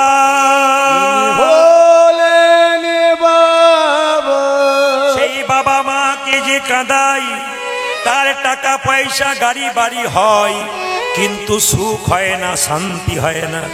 কিন্তু বাবা মাকে যে একসঙ্গে রাখতে পারে, শাক ভাত খেলেও তার সংসারে শান্তি আসতে পারে। আমরা কোন শান্তি চাই না, অশান্তি চাই, কিন্তু বাবা মাকে দেখতে চাই না। আপনারা হয়তো জানেন না বা জেনেছেন ইউটিউবের মাধ্যমে, 1 মাস হলো আমার মা চলে গেছে। আমি মেদিনীপুরে গান করছিলাম, হঠাৎ হাওড়াতে গান করছিলাম একটা নার্সিংহোমে, এক ডাক্তারবাবুর বাড়িতে, বিরাট নার্সিংহোম, সেখানে লক্ষ্মী পুজো হচ্ছে, আমি গানে গেছিলাম, তার আগে থেকে গানেই বেরিয়ে গেছি। আমার মা অসুস্থ, যাক মাকে আইসিইউতে ভর্তি করা হয়েছিল, কিন্তু পরের দিন যাদের গান তারা কোনো মতেই ছাড়ে না, বলে আপনাকে আসতে হবে নইলে থানা পুলিশ হয়ে যাবে। আমি বললাম মা তো অসুস্থ, মৃত্যুর সঙ্গে লড়াই করছে, বলে মা তো মরে যায় নাই, অসুস্থ আছে, মরে গেলে যা হতো হতো। এমনও কমিটি আছে যারা মানবিকতা বিচার নেই। কিন্তু আমাকে বলেছিল যেতে, আমি মাকে তবু রাত্রি চলে এসেছিলাম হাওড়া থেকে। মাকে দেখলাম, ইশারা করলো, মা হাতটা ধরে আর ছাড়ে না। কিন্তু এদেরকে বারবার কমিটি ফোন করে, প্রদীপ বাবুকে পাঠান, নইলে আমাদের এখানে সব লাঠালাঠি মারামারি হয়ে গেছে, মাথা ফেটে গেছে, উনি যদি না আসেন গোটা গ্রামের লোক আমাদেরকে মেরে শেষ করে দেবে। কারণ আপনার ওনার কাছ থেকে প্রচুর চাঁদা নিয়েছে আপনার নামে, আপনি না এলে অন্য কীর্তনিয়া যা হতো তা আপনাকে আসতেই হবে। মাকে প্রণাম করে শর্ত করলাম, এক গ্লাস জল পর্যন্ত খাবো না, গান করে দিয়ে আসবো। গান করতে গেলাম, ওনারা বললেন আপনার মা দীর্ঘায়ু হোক, সুস্থ থাকুক, সে তো কথার কথা। আমি গান করে তারপর দিন থেকে যত গান ছিল সবাইকে জবাব দিলাম, ওনারা মেনে নিলেন সবাই, কিন্তু ওনারা মানলেন না। আমি যখন বাড়ি ফিরলাম সকালবেলায়, আমার স্ট্যান্ডে যখন ঢুকছি, তখন আমাকে নার্সিংহোম থেকে ফোন করছে, আপনি তাড়াতাড়ি আসুন, আপনার মা কিন্তু বিদায়ের মুখে। গিয়ে আর দেখতে পাইনি, আমার মা অচল হয়ে পড়িয়াছে। এমনও কমিটি আছে যারা বিবেক বোঝে না, মা বোঝে না। শেষ মৃত্যুটা আমি মায়ের দেখতে পাই। মা যে কি জিনিস, একমাত্র সন্তান, মা ছাড়া কেউ বোঝে না। আমি যখন প্রথম কীর্তন শিখি, তখন রাত্রি 12টা-1টা পর্যন্ত এরা রিহার্সেল করতো তো আমার মা কোনোদিন বলতো না আমার শরীর খারাপ, এবার তুই খেয়ে নে, চালিয়ে যা, আরো করে যা, আরো করে যা। কত ত্যাগ দেখুন। এই পৃথিবীতে আমার মা নয়, প্রত্যেকের মায়ের কিন্তু ত্যাগ আছে। এই জন্য পৃথিবীতে মায়েরা কিছু মনে করবেন না, পৃথিবীতে যত বড় বড় মানুষ হয়েছে সবাই কিন্তু মাতৃ সাধনা করেছে। বসবেন। পৃথিবীতে যত বড় বড় মানুষ হয়েছে মাতৃ সাধনা করেছে, এক এক করে শুনবেন আপনারা আমার কাছে। এই যে অনুকূল ঠাকুরের কথা শুনেছেন না, অনুকূল ঠাকুরের শিষ্য আছেন, অনুকূল ঠাকুর মাকে গুরু করেছিল, মায়ের কাছ থেকে মন্ত্র নিয়েছিল, মা বাবাকে হৃদয় আসনে বসিয়েছিল। যদি আপনারা বসাতে পারেন জীবনে, এই যে যদি বসাতে পারেন জীবনে জিতবেন, নইলে হারবেন। আইজাক নিউটন এত বড় বিজ্ঞানী, আইনস্টাইন মা বাবার ছবিটাকে নিয়ে ঘুরে বেড়াতো, যেখানে কাজ করতো যে অফিসে, সেখানে মা বাবার ছবিটা থাকতো, প্রণাম করে কাজ শুরু করতো, প্রণাম করে কাজ শেষ করতো। এত বড় বিজ্ঞানী এমনি হয় নাই। পৃথিবীতে যত বড় বড় মানুষ হয়েছে, আগে মা বাবার প্রতি ভক্তি থেকেছে, তারপর হয়েছে, তার আগে হয় নাই। এই জন্য বড় বড় মানুষের চরিত্র ঘাঁটতে হয়, ওরা কি করে বলে। আপনার শুনলে অবাক হয়ে যাবেন, চাণক্য দেবের নাম শুনেছেন সবাই? জোরে বলুন হ্যাঁ না। চাণক্য দেবের ছবিতে দেখবেন তার চৈতন্য আছে, কিন্তু সামনের দাঁত দুটো নাই, ফাঁকা। প্রশ্ন করবেন কেন নাই? শুনে নিন কত বড় মাতৃ সাধনা। শুধুই চাণক্যদেব পৃথিবীর ইতিহাসে নাম নাই, শুধুই চাণক্যদেব এত বড় হতে পারেন একমাত্র মায়ের আশীর্বাদে হয়েছে। শুনলে চমকে যাবেন আপনারা। চাণক্যদেব যখন 5 বছর বয়স ছিল, মায়ের কোলে বসছিল, এক জ্যোতিষ এসে বলেছিল, মা তোমার ছেলের লক্ষণ খুব ভালো। কেন? তোমার ছেলের সামনের দাঁত দুটো বড় গো, অনেকের বাচ্চার বড় হয়, কিন্তু তোমার ছেলের যে দাঁত দুটো বড়, আমি বুঝতে পারছি তোমার ছেলে রাজা হবে গো। যেই না চাণক্যদেবের মাকে বলেছে তোমার ছেলে রাজা হবে, লক্ষণ ভালো, সামনের দাঁত দুটো বড়, সঙ্গে সঙ্গে চাণক্যদেবের মায়ের কত আনন্দ। এই জগতে কোনো মা যদি শুনতে পারে ছোটবেলাতে তার বাচ্চাকে আশীর্বাদ করেছে তোমার ছেলে রাজা হবে, সেই মায়ের কত আনন্দ হয়, সেই মায়ের কত আনন্দ হয় যে ছেলে রাজা হবে। চাণক্যদেবকে যেই না বলেছে রাজা হবে গো, তোমার ছেলের সামনের দাঁত দুটো বড়, তো চাণক্যদেবকে তার মা বলছে, চাণক্য তুই যখন বড় হবি, তুই রাজা হবি বাবা, তো সামনের দাঁত দুটো জ্যোতিষ বলেছে বড়, তুই রাজা হবি, তুই আমায় ভুলে যাবি না তো? চাণক্য বলল, মা ভুলে যাব কেন? ওই যে তোর আস্তে আস্তে, ওই যে তোর সামনের দাঁত দুটো বড়, তুই রাজা হয়ে যাবি, আমায় ভুলে যাবি। সঙ্গে সঙ্গে কি করেছে দেখুন, চাণক্যদেব একটা পাথর এনে সামনের দাঁত দুটো ফটাফট ভেঙে দিয়েছে, মুখ থেকে গড়গড় করে রক্ত পড়ছে। চাণক্যদেবের মা বলল, ছি ছি ছি, বোকা কোথাকার, কি তুই দাঁত দুটো ভেঙে দিলি, তো দাঁত থেকে গড়গড় করে রক্ত পড়ছে। চাণক্যদেব বলে উঠল, মা জ্যোতিষ বলেছে দাঁত দুটো বড়, তাই আমি রাজা হব, আর রাজা হলে তোমায় ভুলে যাব। দাঁত দুটো ভেঙে দিলাম, আমি রাজাও হব না, আমি তোমায় কোনোদিন ভুলেও যাব। রাধে রাধে। কত বড় ত্যাগ দেখুন। এদের চরিত্র ঘাটতে হবে, তবে জীবনে সুন্দর হবে। আপনার ছেলে চাকরি পাবে কি করে? আগে যারা চাকরি পেয়েছে তাদের পাশে বসলে বুঝতে পারা যাবে কি করে চাকরি পেতে হয়। মহাপুরুষের চরিত্র শুনলে বুঝতে পারবেন আমাদের জীবন কি সুন্দর হয়। তাই আপনাদের কাছে নিবেদন রইল, বাবা, মা বাবাকে কেউ কাঁদাবেন না।